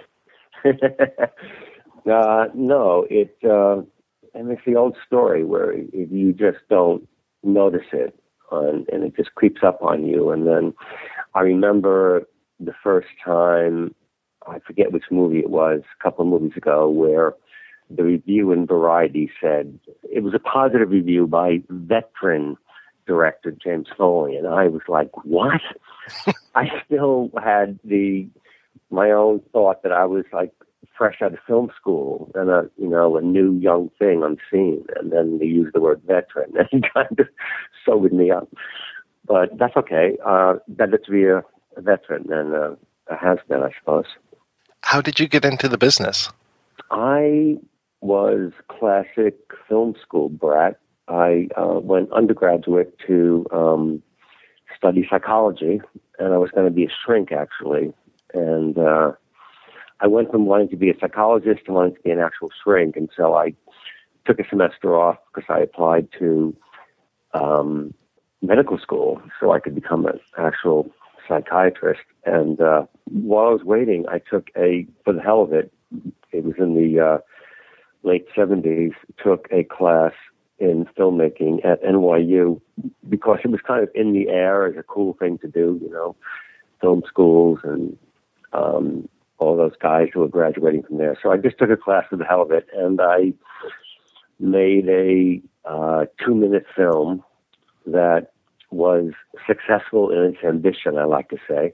And it was just a little thing, a silent black and white thing of that I did in Washington Square Park, because we had like 6 hours to make the film. So everybody would just go out of the classrooms at NYU over in Washington Square Park and film whatever they could. And I filmed a bunch of kids in a sandbox playing. And the camera was down at the level of one of the kids. And then suddenly a man's legs came into the frame, and then his hands came down in and picked the child up and took it away, because it was a father who didn't want his kid being photographed. But when I cut it together, not knowing what the hell I was doing, but when it got to that point, it was all these shots of kids playing, and then this one thing where this man takes the kid away, the whole, like it was some sexually threatening thing by a child predator. But it was the first time when I think back on it, it was the first time I'd done something, expressed myself in some form other than speech, but that got a reaction from a group of people. Maybe there were 20 kids in the class, but I remember they in unison made that sound, and it stimulated some feeling in me that I literally did not know I was capable of, like some kind of a feeling of pleasure, a feeling of having been heard or something. And I had one of those epiphanal moments where I thought, I just want to have that feeling again. And I dumped the idea of becoming a shrink, and I applied to USC graduate school. And I went out there for 3 years, and I was very lucky that within a year after graduating, I found an agent through somebody who knew somebody who knew somebody. I got my first movie, Reckless, which was surprisingly produced by Scott Rudin, who wasn't Scott Rudin at the time, but became Scott Rudin. and the rest is public record. Yeah, you did pretty good for yourself. Produced by Scott Rudin, written by Chris Columbus. I mean, huge cast. Aidan Quinn was so hot at the time. And Daryl Hannah, I mean, she was this was right around Splash, I think. Yeah, well, actually, Splash was right after. I remember Brian Grazer and Ron Howard coming to the editing room to look at Daryl in Reckless, and they cast her in Splash. No, I was really lucky. I didn't realize I was lucky. I just thought it made sense. I went to school to direct movies, and I got out and I got a job directing movies. So it all made sense to me. But looking back, particularly when I go down at USC or some other film school and talk to students, my rap always is forget about it, trying to scare away the marginal people, because it's just an impossible dream to direct a movie. But I didn't know that at the time, so I was blissfully ignorant and got going pretty easily. And then At Close Range, I remember that was really big when that came out, too. Yeah, no, that was, again, some luck, because when I was casting Reckless, there were a bunch of young guys, among them Sean Penn, Tom Cruise, and Emilio Estevez, and Rob Lowe, and they all read for the part in Reckless, although Sean Penn contends that he's the one that turned it down, that he it's still a point of controversy between us. But he and I became friends in any case, and he's the one who knew Elliot and Lewitt was the producer, but Nick Kazan was the writer. And he knew Nick Kazan, and Nick had written the script to Close Range, and Sean is the one who brought me onto that. So again, it was a bit of serendipity, and that led to Sean, which led, unfortunately or fortunately, to Who's That Girl? And then on and on. It's just interesting to think back on, how you sort of almost flip-flop into these situations having to do with who you're working with at the time and what influences you have and what opportunities come up. And so there's a kind of follow the dots kind of map that's easy to show.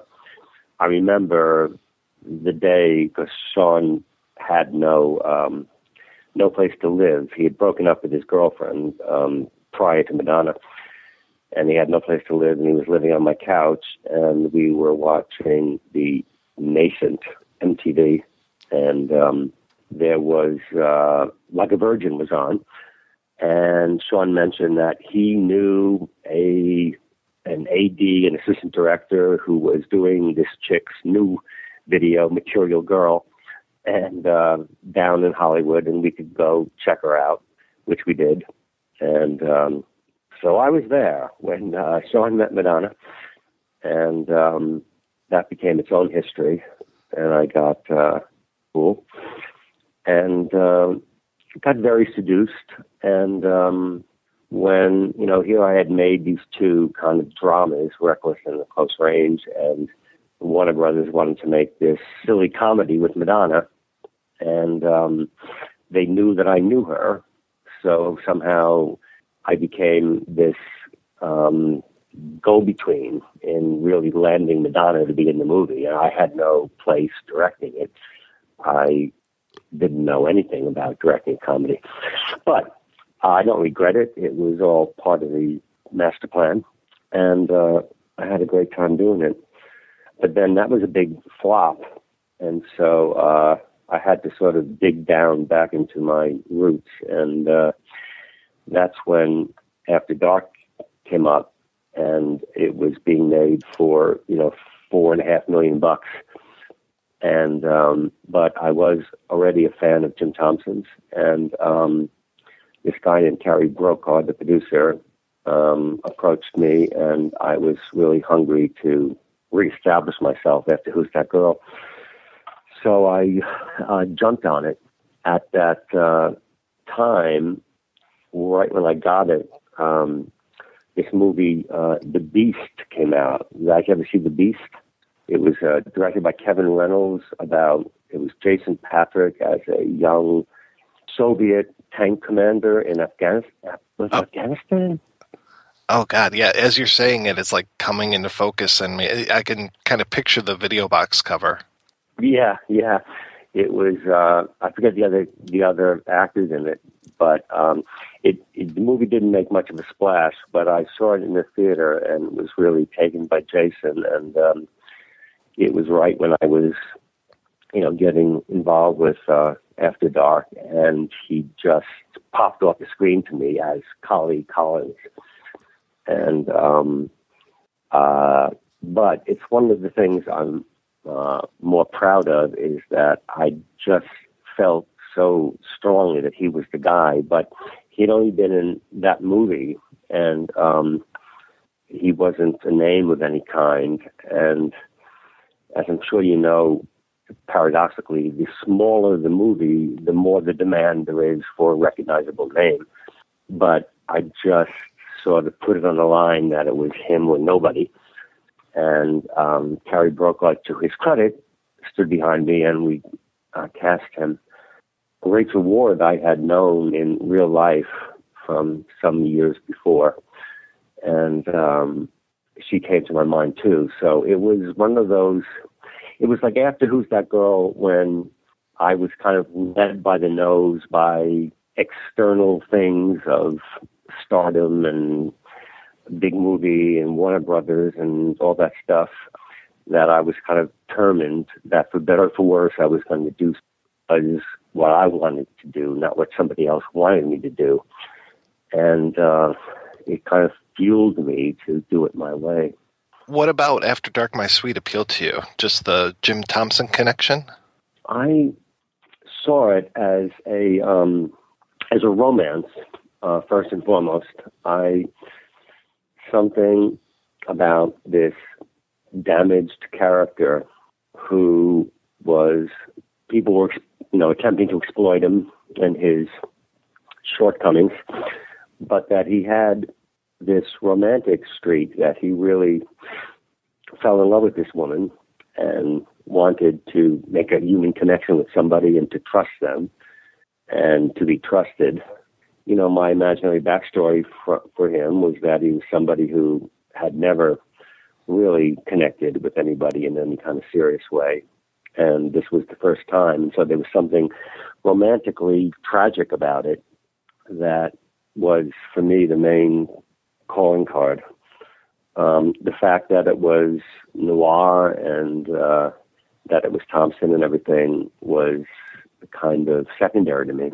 How was the script when you first got it? Because it was Robert Redlin's script, and then did you do a rewrite on it? Yep. Yes. Robert Redlin had written an adaptation, but it veered, to be honest, can't remember in what specific ways, but it veered kind of substantially from the book.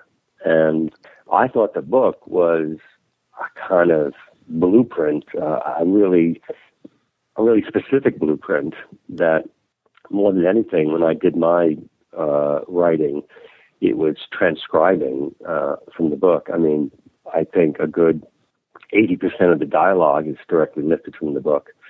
And all of the action, I don't recall creating any original actions that are separate from the book. So my job is really to bring it back much closer to what Thompson had written. And luckily I got to share screenplay credit. Kind of sounds like when John Huston adapted The Maltese Falcon. It was like, it's all there in the book. I just need to put it on screen. Yeah, no, that was definitely the case. I mean, I remember just sitting there at home with the book and my ancient computer and just banging and, taking out whole passages of dialogue and stuff and just editing the book down into a 120-page screenplay. Now, Jason Patric, he ended up in, I think, just about every single scene of the film. What was your working relationship like with him? It was good. It had its complications. The thing that I was very married to and excited about was that to maintain the first-person point of view of the book. And so, by definition, he had to be in every scene. And I remember even there was a moment when Rachel Ward and bruce-dern were kind of conspiring with each other that they wanted to do a certain thing inside their house prior to Jason entering the house. And I listened to it and I said, well, it's interesting, but it can't be in the movie because the movie is a very strict first-person point of view of Collie Collins.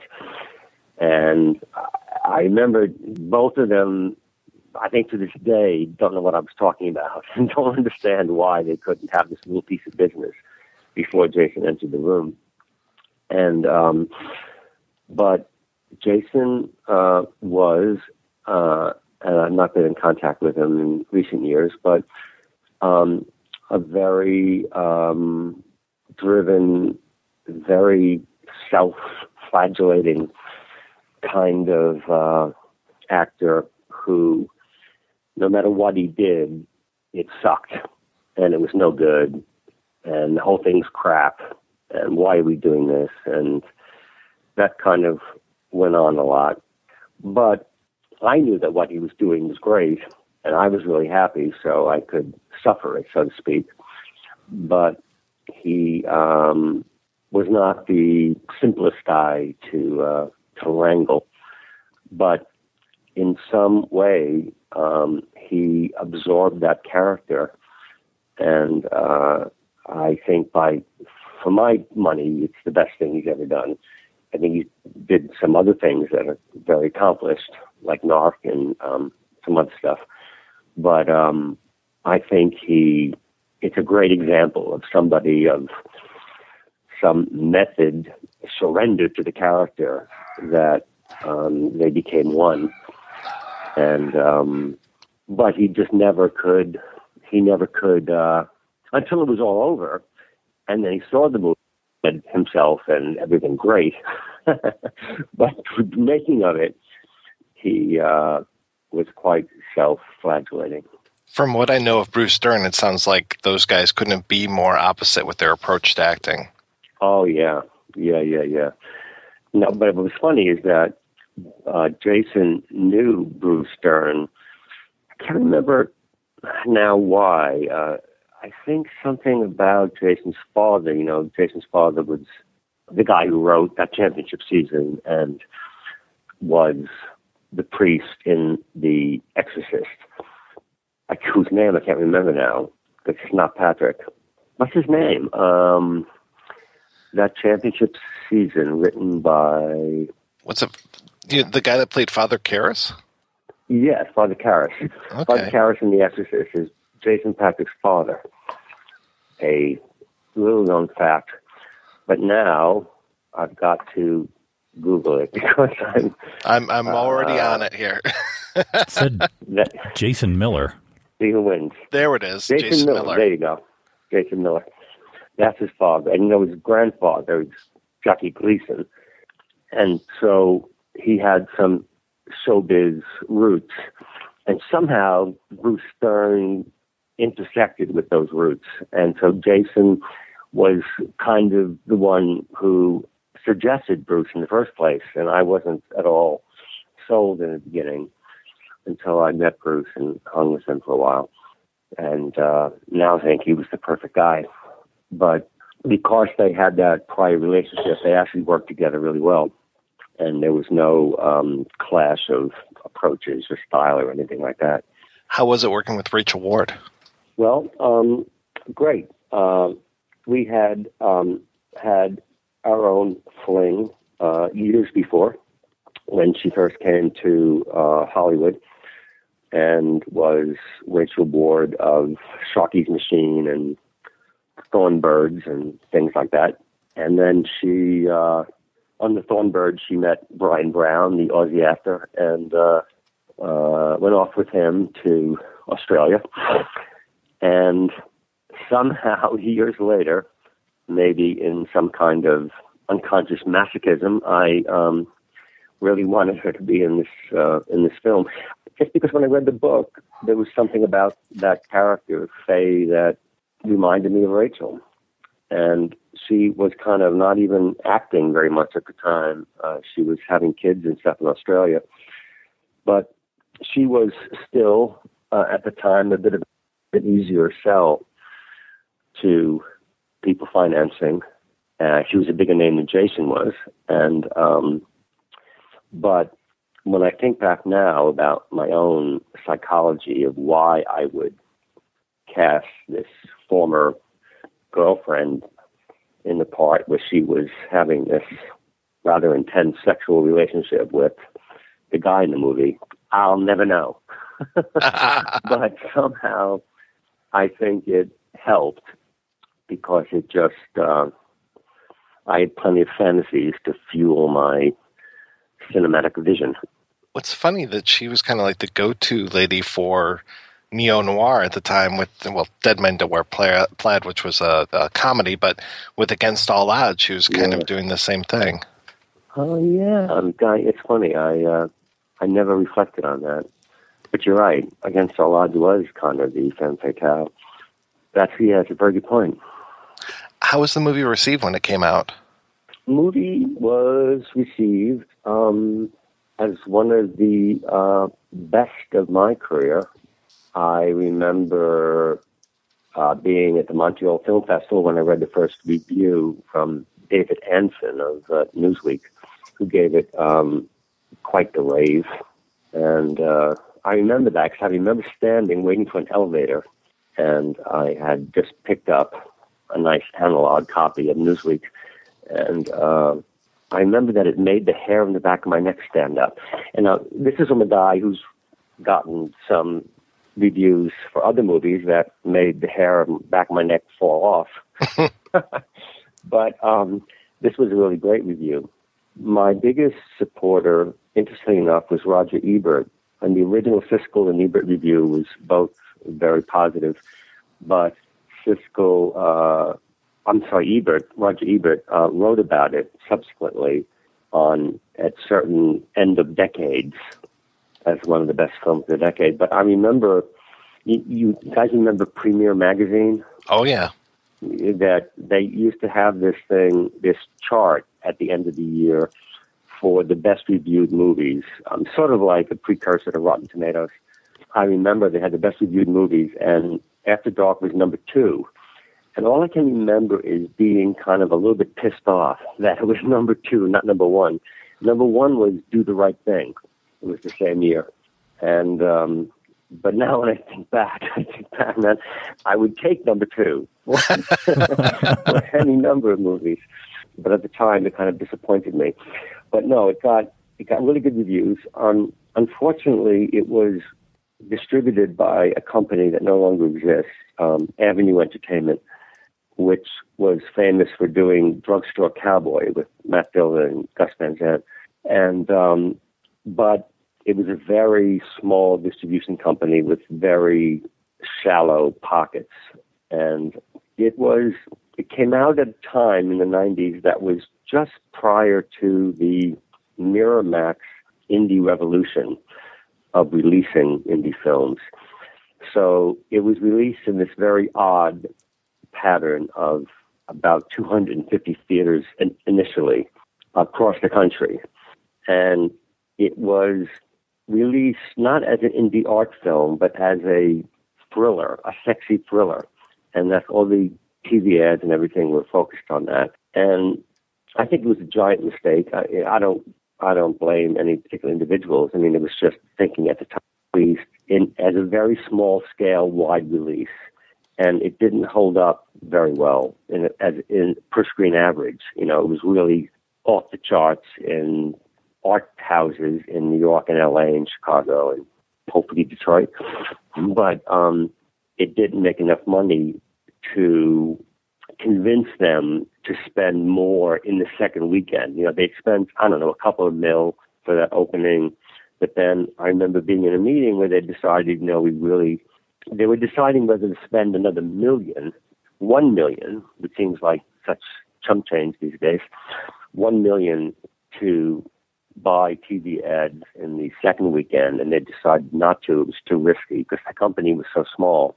So it certainly did not make much of a dent in its theatrical, but happily it came at a time when there was home video and everything else, and it survived. Yeah, it definitely has. And I think the film has held up, and for me, it's even gotten better. Watching it again just recently, those performances are killer, and it's so tight. Yeah, and I give that to Thompson. As I said, because I thought I more transcribed the book than anything. I think it's one of his most well-structured stories for a movie. You're right. I think every scene is kind of essential and indispensable, and it moves at its own pace. But for some reason, because I go back and I don't go back and purposely look at stuff, but when I comes on TV or something like that, there are some movies I've made where I turn the channel as fast as possible. But when After Dark comes on, I kind of get sucked in to watching it for a while. And I find it kind of satisfying. Last year and a half, something like that. And I was surprised at a lot of aspects of it, including the cinematography was pleasing to me years later. And the pace of it, in its own deliberate way, was satisfying to me. And I can't say that for every film I've made.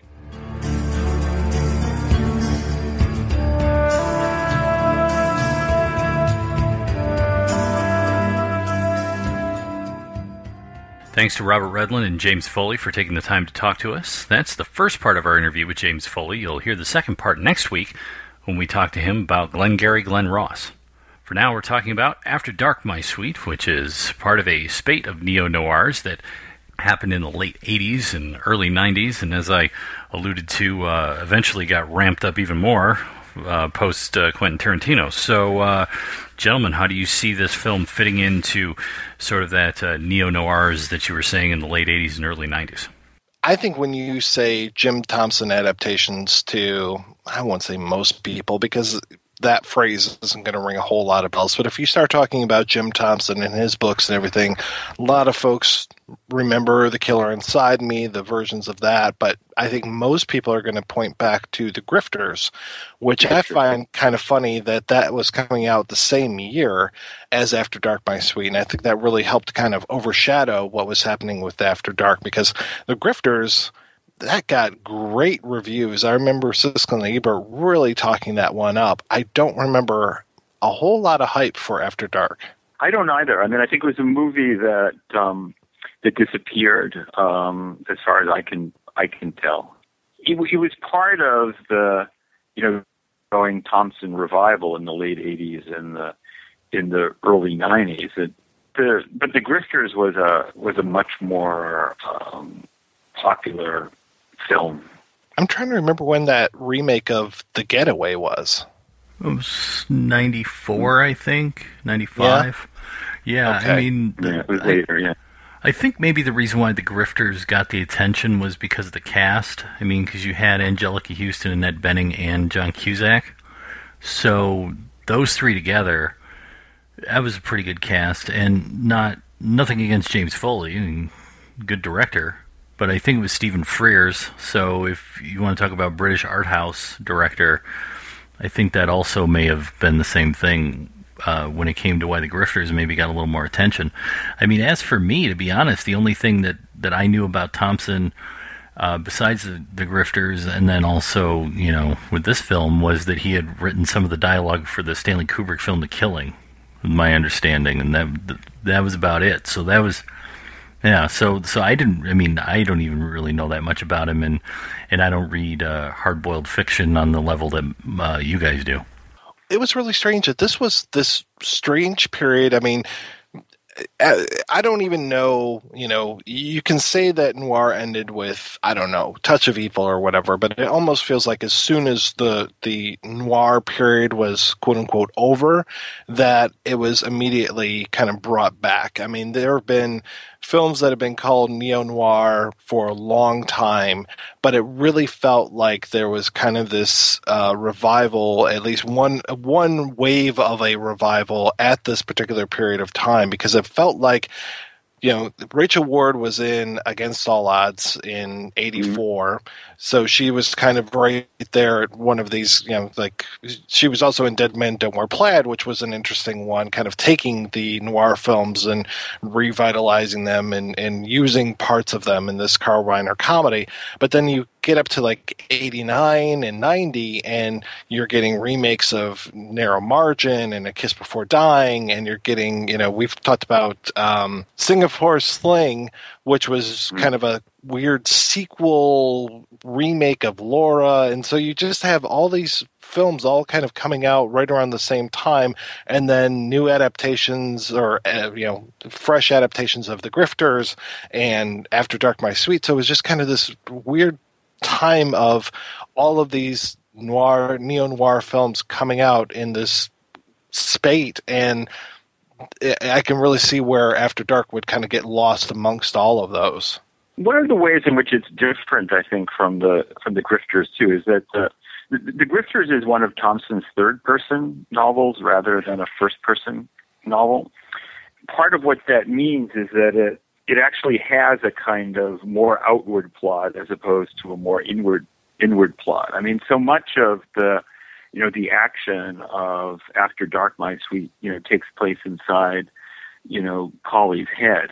And I think a lot of the energy of the film goes into finding, filmic equivalences for what in the language of the novel is this strange kind of first person narration that's full of unreliability and strange effects that when you come to The Grifters, it's all kind of laid out there for you. I think one of the decisions that Foley thought a lot about was whether to do a voiceover or not. So that right away, with the voiceover, the film is located inside Colley's head, and I think it's fascinating that at the very end of the movie, the voice, it shifts to Faye's voice, and suddenly she owns the movie now, or she owns what's going to happen next. I'm trying to remember, in The Grifters, is it Angelica Houston that's the mom, or Annette Bening? It's Angelica Houston, and but just like in this movie, just as in the movie After Dark, My Sweet. I mean, what you're watching is for all of those roles to get mixed up. Faye is Collie's lover, but Faye is also the mother of both the kidnapped kid and the and Kid Collins, and so it's this very ambiguous family relationship that that Thompson returned to over and over again. Okay, so that was one of his themes, was this kind of family type thing. Because I remember when we talked about when we had Dwayne Straczynski on here a couple months ago, and Rob and I, and he talked about kind of family dynamic that was happening, usually in this kind of criminal milieu, the criminal family. But with Thompson, I was seeing, because I've only read a handful of his works, but it was feeling like there were kind of family relationships, and then this kind of weird like incestuous tone that was going on with some of these as well. So I wasn't sure if that was just the books that I happened to pick up, or if that was kind of one of his themes. It happens over and over again, but it's probably at its most explicit in the Grifters, and there are echoes of it here. I mean, I think one of the interesting aspects of After Dark, My Sweet is that it takes a lot of things that Thompson used in other novels and kind of puts them in a blender and purees them, so that if you have like a character like Lou Ford in The Killer Inside Me, who's always talking about being split in half, that happens in After Dark, My Sweet, but it actually happens on the first page of the novel. Or Lou Ford reads works of morbid psychology and works of pathology, and on the second page of After Dark, My Sweet, the kid basically quotes from his own diagnosis, the diagnosis that was given him at the last mental hospital that he stayed, and the various kind of relationships that emerge in the novel. Because I think one of the things that we haven't talked about, and I think that's very, poignant in both the novel and the movie, is the way that the kid identifies with the kidnapped boy. He sees himself in that neglected, sick, dying child. There's also, I think, a strange way in which Faye and the kid are kind of mirror images of one another. They're both also, I think, damaged people who have somehow found each other. And I think one of the issues of the novel, and it's an issue of a lot of Thompson novels in various ways, is trust. None of the people involved in this plot can trust the other people in it.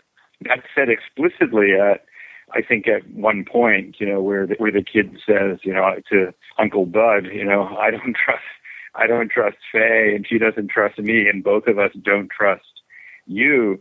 And it connects, I think, in larger ways to, can Collie trust his own senses? Can Collie trust what he's seeing? Can he trust what he's experiencing with Faye or with Uncle Bud? And I think that's where the sex scene or the lovemaking scene in both the novel and the movie is so extraordinary, because it's the moment when that trust actually happens in a way that I don't see as ironized in any way. Like you're not meant to dismiss that.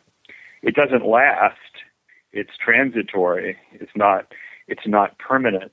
But I don't think we're meant to make fun of it, though. The way that the sexual scenes in a lot of Thompson's novels are so brutal or so coarse or so ironized and in ways that undercut them as human exchanges.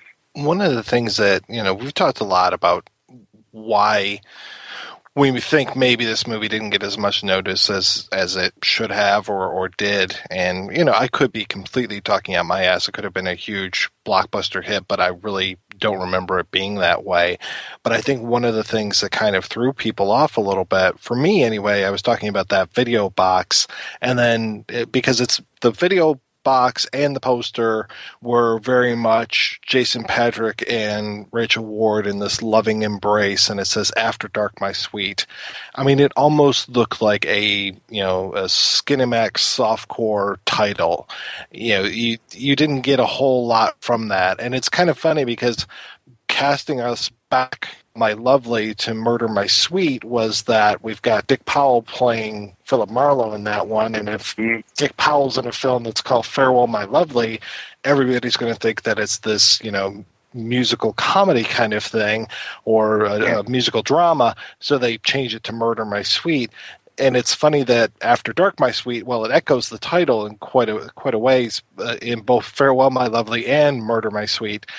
That's right. I think that was definitely a disadvantage to the movie, though I can't necessarily think of a better title. And it was nice that it stuck with the title of the book, but still, it's I don't want to say it's false advertising, but I don't even think the phrase "After Dark, My Sweet" ever gets uttered in the book or the movie. So it's just kind of a strange title for this thing. It just hangs there, and often Thompson himself didn't title his books. I don't know if this is one of the ones that was titled by the publisher or not.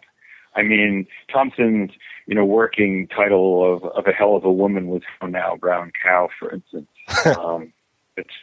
which needless to say didn't survive. And then he also, and this is probably actually the likely title, is at the same time that he created After Dark, My Sweet, he created a kind of filmic treatment of it, and he called it The Concrete Pasture, after a phrase that appears, in the novel. This vision of a concrete pasture of just kind of nothingness that goes on and on and on. But I think you're right. I mean, the title does predict something else. The one of the things it does predict, though, is that you're gonna see a noir film. Or a neo-noir film, because there are just so many echoes there. What I remember at the time was that there was, before the movie came out, a lot of buzz about Jason Patric and the idea that this was the film that was going to make Jason Patric into a superstar. And then that didn't happen. It so should have happened, though. I mean, the performance that it gives in this movie, I mean, that's what I always come back to, is just how great he is in this. And, I know, he's been great in other things. And, I know one of Rob's favorites is The Lost Boys. But, he gives good performances, but nothing like he gives in this one, for me anyway. I mean, maybe, he was in Rush, am I remembering this correctly? Mm-hmm. So I know that he gave a great performance in that. He still gives great performances. He was in The Losers a few years ago, and he was terrific in that. I mean, it's just amazing what he can do. But he just never seemed to get the notice that he should have. He should have been the next Kiefer Sutherland rather than the next Jason Patric.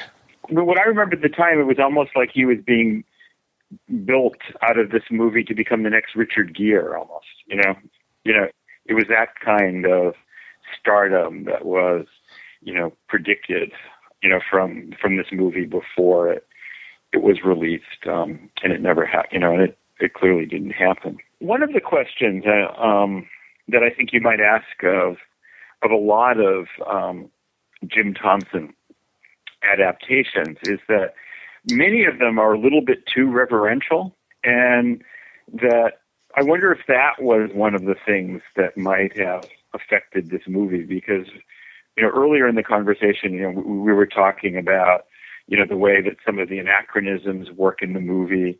You could say that the title is in fact one of those anachronisms as well, along with some of the dialogue in the movie, and that in retrospect, I think some of the things that I think we now like about and love about the movie 25 years later, I think at the time, there wasn't that that tradition already so ingrained in us of these neo-noirs, that a lot of which are doing the things that we're talking about now, that it's not really clear where a lot, what year a lot of these movies are set in. You're watching the movie and the cars are telling you one thing and the language is telling you another, and there's a kind of hallucinatory quality to the whole thing. And I think that some of the qualities that in fact now make it exciting to us, I think might have been the same qualities that made it difficult for people to take it in. Where does this fit as far as the spectrum of Thompson books? Like, was this because I know there was one period of his career where he was just had this tremendous output, and then there were some other bright spots as he's going along here.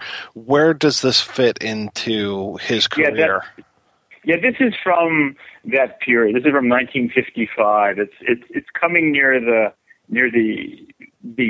end in a way of that, of that extraordinary, period. But in terms of quality, I mean, I would rank it as kind of like second tier Thompson. And first tier Thompson is Savage Night and A Hell of a Woman and The Killer Inside Me and Pop 1280 and The Getaway.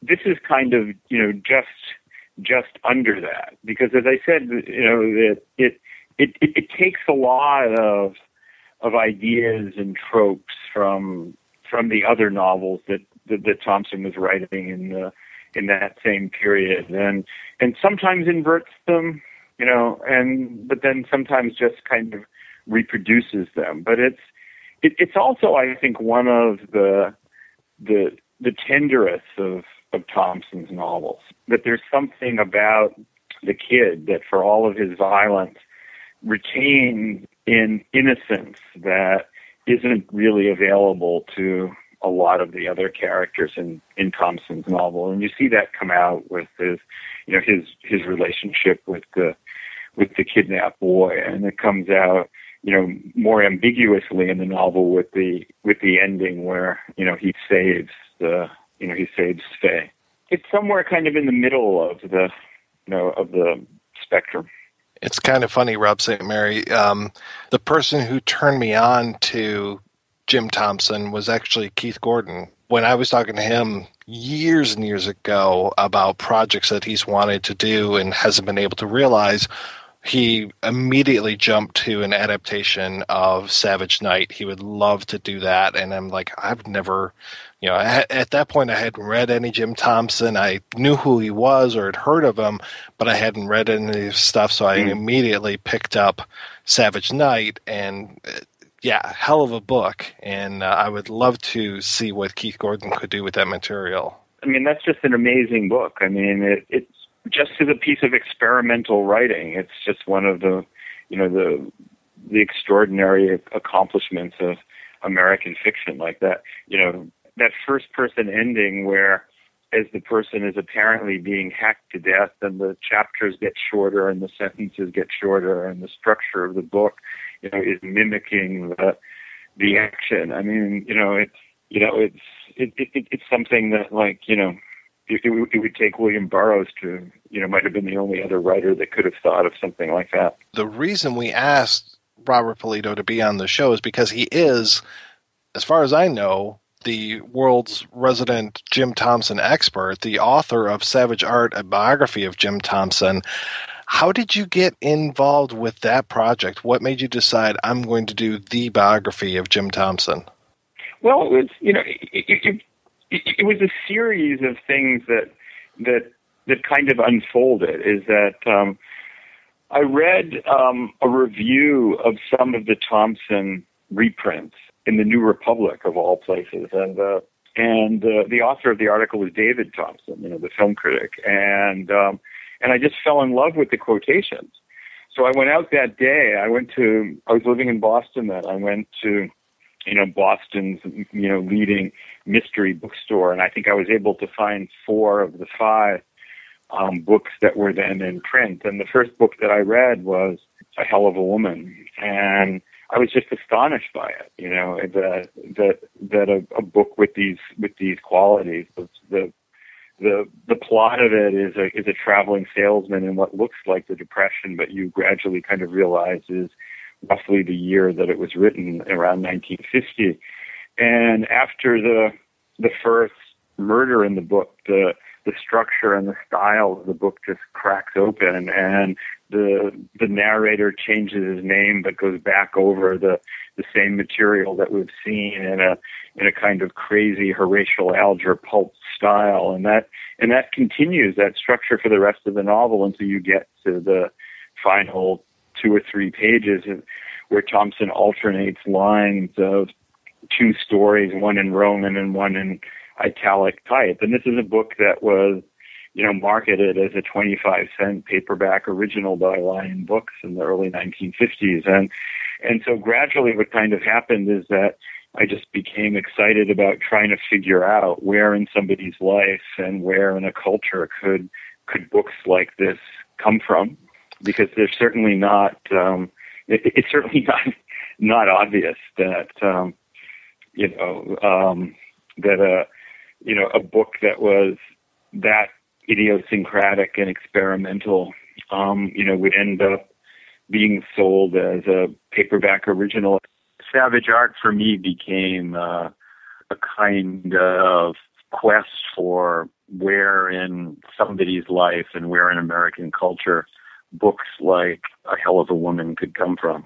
In retrospect, it was kind of surprisingly fast. I mean, I did the research and the writing in about 5 or 6 years, but it was preceded by another project, which, I had written an article for the Boston Phoenix about Thompson, and through writing that article, I became acquainted with Thompson's literary agents in New York, and I learned about a whole, box of unpublished writing, a lot of it kind of unfinished, that they were sitting on, and that led me to also research short stories that he had published, journalism that he had published, sometimes under his own name, sometimes under pseudonyms, and through that research, I met his widow Alberta, who was a very valuable kind of witness to his life. I met his 2 daughters, his son, and his 2 sisters, and so out of that, the core became the possibility of talking to what amounted to, I think, over 250 people who knew him at various stages of his life, and it happened at almost exactly the right moment. If I had started the book, 5 or 6 years after it was published, most of the people who knew Thompson as a child or a young man were dead. I mean, so when the book came out in 1995, Thompson, who was born in 1906, there were still people in their 80s who knew him, and in fact, I discovered a cousin who was living in a rest home in Nebraska, and she proved an extraordinary source for his childhood. She was a little bit older than Thompson, remembered everything. She was the person in her family who had kept the Bible with all the lineages, the family lineages in it. And at some point I realized that a lot of the stories that she was telling me, Thompson had used in various novels, not necessarily the crime novels, but in some cases, I mean, the way that he uses the Billingsley family in After Dark, My Sweet. So I just started making lists of, of events that seemed to me like, potentially autobiographical, and I would run them by her. I'd say, do you remember a story like this or a story like that? And maybe 25% of the time she would, but what it gave me was a kind of entree into these novels that are often read just simply as genre novels, that there was something very personal and sometimes even kind of private going on in them. Like, for instance, the way that Thompson keeps returning to these sheriff figures. His father was, of course, a sheriff, and I discovered in doing research in Oklahoma newspapers that his father had been kind of spectacularly cashiered from office for embezzling funds a few years after Thompson was born, and so no wonder why he would return in a number of books to these dubious sheriff figures. I had no idea until I read your book about Thompson's early works when it came to working out in the oil derricks and this almost kind of like There Will Be Blood type existence, just amazing stuff, and being a hobo, and the political stuff, being he was a wobbly, right? I mean, just he was so a wobbly. Many. Later, when he was in the Writers' Project, he was a member of the Communist Party in Oklahoma. That was one of the interesting surprises for me, was that, like, you think of, like, strong communist parties in cities like New York or Chicago or San Francisco or, in Minnesota, but not in Oklahoma City. But it was very clear that, that Thompson's friends were very much part of the party, and there was a close link that I discovered between Thompson and Woody Guthrie, and that also kind of developed through friends that he made at the Writers' Project, to the point where Woody Guthrie was virtually the agent for the first novel that Thompson published in New York in the 1940s, and it very much became this book about American history from the point of view of this very curious figure, who except for the period when he was director of the Federal Writers' Project in Oklahoma, was never a public figure. But the book just kept opening up into larger areas, and of course the last third of the book is very much about Hollywood and the movies, starting with his relationship with Stanley Kubrick, which was not as smooth as I would have thought that it had been. There was a lot of interesting kind of twists and turns going on with that stuff. There was a lot of drama. I mean, so that Thompson got an additional dialogue credit for The Killing, but The Killing is based on a novel by Lionel White, and the most original parts of the screenplay are in fact the additional dialogue. So it's a kind of backhanded credit that, while it's accurate, doesn't represent the Thompson's contribution accurately. And he wrote some of the early scripts of Paths of Glory, but and some of what he wrote is used in the movie, but he was only one of a group of writers for that. And he did other projects for Kubrick, some of which were lost and some of which were recently found. I haven't read it, but there's a treatment of a potential film that he did for Kubrick that was circulating a couple of years ago called Lunatic at Large. Yeah, that sounded fascinating. I was like, oh my God, what I would give to read that, but I'm sure that you already had that same pain. Yeah. Yeah, just such a storied life. I mean, just so many different phases to it. I mean, like you say at one point, had Thompson never written another word, he would be known for just this particular period in his life. And that's fairly early on in his career. And then after that, he just, keeps on going and keeps doing so much more stuff. And then had those kind of strange fallow periods where he just didn't seem to be able to get anything going. Yeah, I mean, the period that you're talking about is the 1950s, when the early to the middle 1950s, when basically like he produced like at least a dozen of his of his greatest books over basically a 3-year period. And I think, as I say in the book, is that if he had died like the month before that period started, he would have just been known as, I think, this kind of minor, working class leftist novelist, of the 30s and 40s.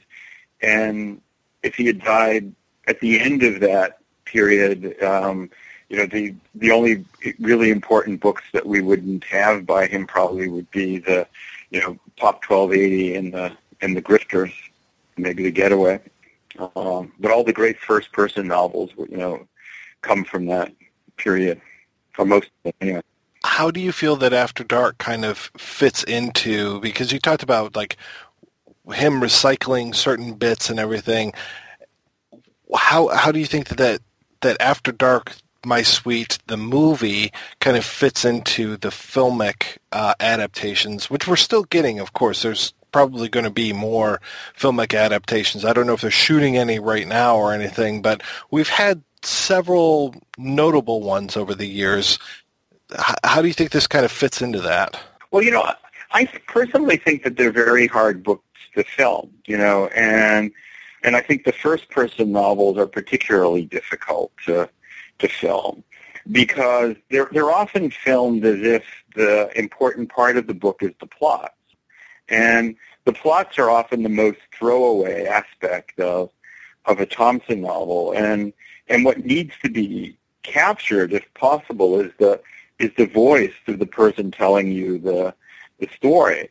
So that I think both of the adaptations, for instance, of The Killer Inside Me, just focus on the plot and the violence of the story, and never sort of go after what makes the book so interesting, which is those moments when the narrator of the novel, Lou Ford, is doing the same things to the reader that he's doing to his victims in the book. And Thompson's best novels are these kind of trap doors that the reader falls through. And so, for instance, like even something like The Getaway.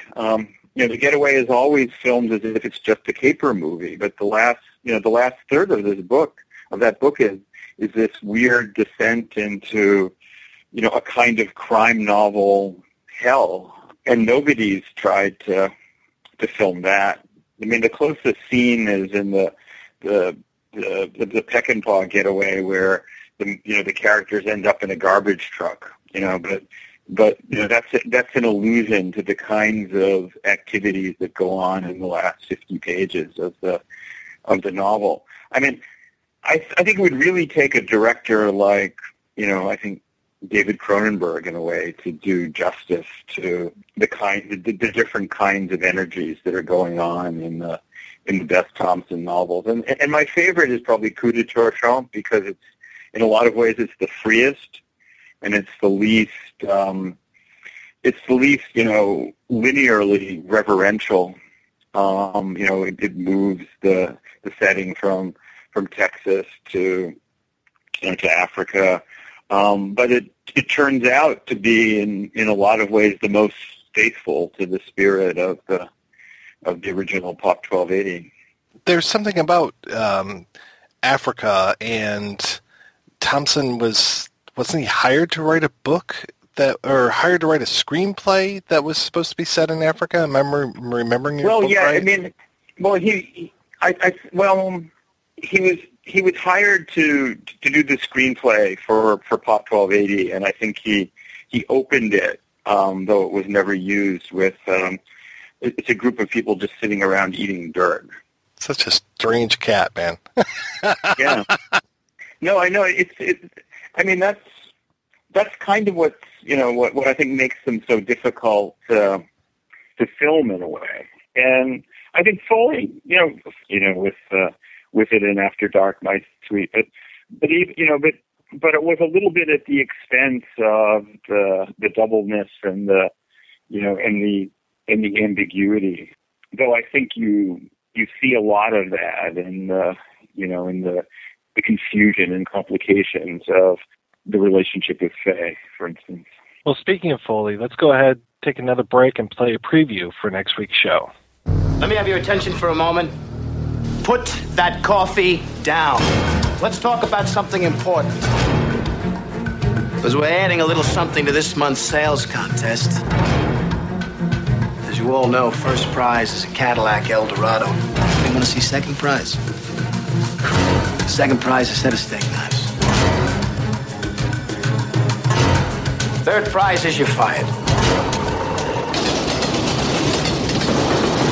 Somebody should stand up and strike back. Somebody should do something to them. Hell exists on this earth? Yes. What can you do? I gotta tell you, I'm ready to do the Dutch. I know what I'll do. I'll go out and rob everybody blind and go to Argentina. You think you're a thief? We're just talking. We are? Yeah, we're just speaking about it. Speaking about it is an idea. We're not actually talking about it. No. It's a robbery. There's a robbery? No. And what is it we're so afraid of? All you need, a little boost. Tonight is the thing. So be it. What happened? What happened? We had a slight burglary. Criminals come and they steal the phones. They stole the phones. They stole the... Oh. You robbed the office. Oh, sure. I robbed the office. Oh, sure. You did that? Would you get out of here? How can you talk to me that way? Are you talking to me? When I talk to the police, I get nervous. You know who doesn't? Oh, thieves. What's your name? Al Pacino, Jack Lemmon, Alec Baldwin, Ed Harris, Alan Arkin, from the Pulitzer Prize winner, Glengarry Glen Ross. This is how we keep score, Bubby. That's right, we're back next week talking about Glengarry Glen Ross, and you're going to need brass balls to listen to it. So, before we go, we want to thank this week's special guest co-host, Robert Polito. And, Robert, what have you been up to lately? Well, I mean, I've been in Chicago for the past 2 years, serving as president of the Poetry Foundation, and I'm going to return to to New York City and the New School in the fall. And my hope is to sort of complete 2 books, one of which I've been working on for quite some time, which is called Detours, 7 Noir Lives. And it's a kind of composite biography of 35 moments across the lives of 7 noir figures, 3 filmmakers, Ida Lupino, Sam Fuller, and Edgar Ulmer, 3 writers, David Goodis, Clarence Cooper from Detroit, and Kenneth Searing, and Ouija is the 7th figure. And then I want to write over the next year and a half or so a book about Bob Dylan, but it's about Dylan since 1990. It's about self-reinvention in middle age and how he figured out a way to write a different kind of song and do lots of touring and write a memoir and do a radio program and make a movie and things like that. It's kind of extraordinary second act that he's had since 1990. I'm very excited for both projects. I'm especially excited to hear about Kenneth Fearing because I've read a lot of his work, but there's not a whole lot, at least what I've found, of biographical information on him. Yeah, there's not a lot out there. Do people in Detroit talk about Clarence Cooper ever? I feel really bad, but I can't say that I've ever heard the name. What's he known for? Well, I mean, like he wrote novels like The Scene and The Farm and The Syndicate, and he spent probably half of his life in prison. Died under horrible circumstances in New York. But he's a terrific writer. All right, I'm going to have to look him up. Well, thanks again, Robert, and thanks for everybody for listening. If you want to return the favor, go ahead and leave us a review on iTunes. Give us some stars. We've only got 144 reviews on iTunes, and, well, that's just pretty gross. It takes 5 minutes, but it means the world to us in our quest to take over the world.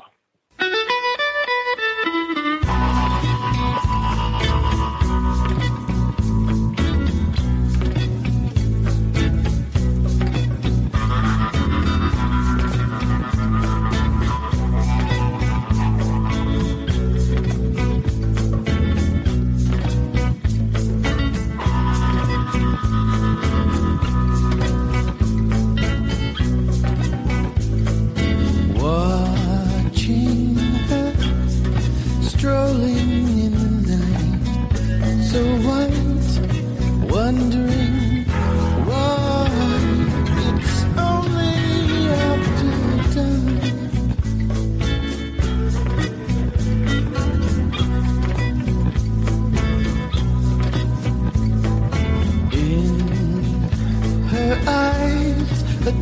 distant firelight burns bright, wondering why it's only after dawn.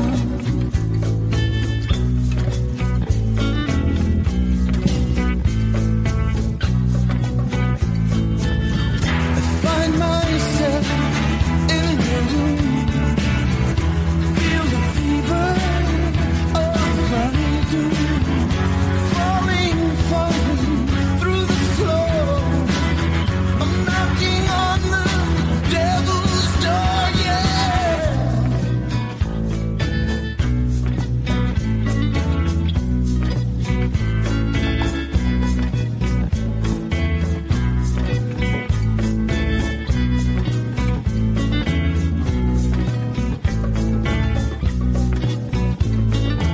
In the dawn, I wake up to find her gone, and a note says only after dark.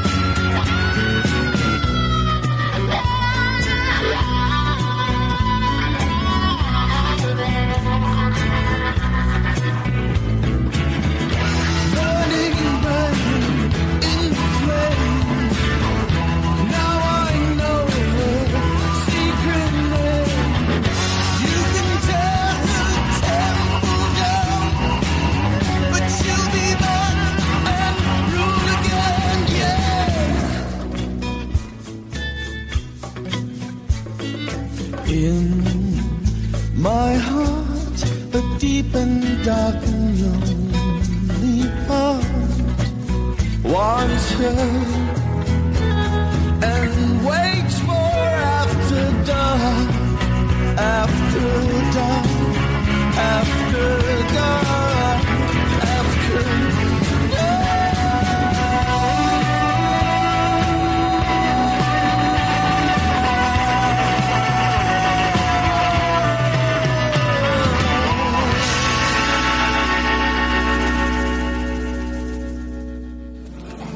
Go away, Collie. This little scheme's been cooking for months, and if you leave, it'll go right on cooking till it boils away.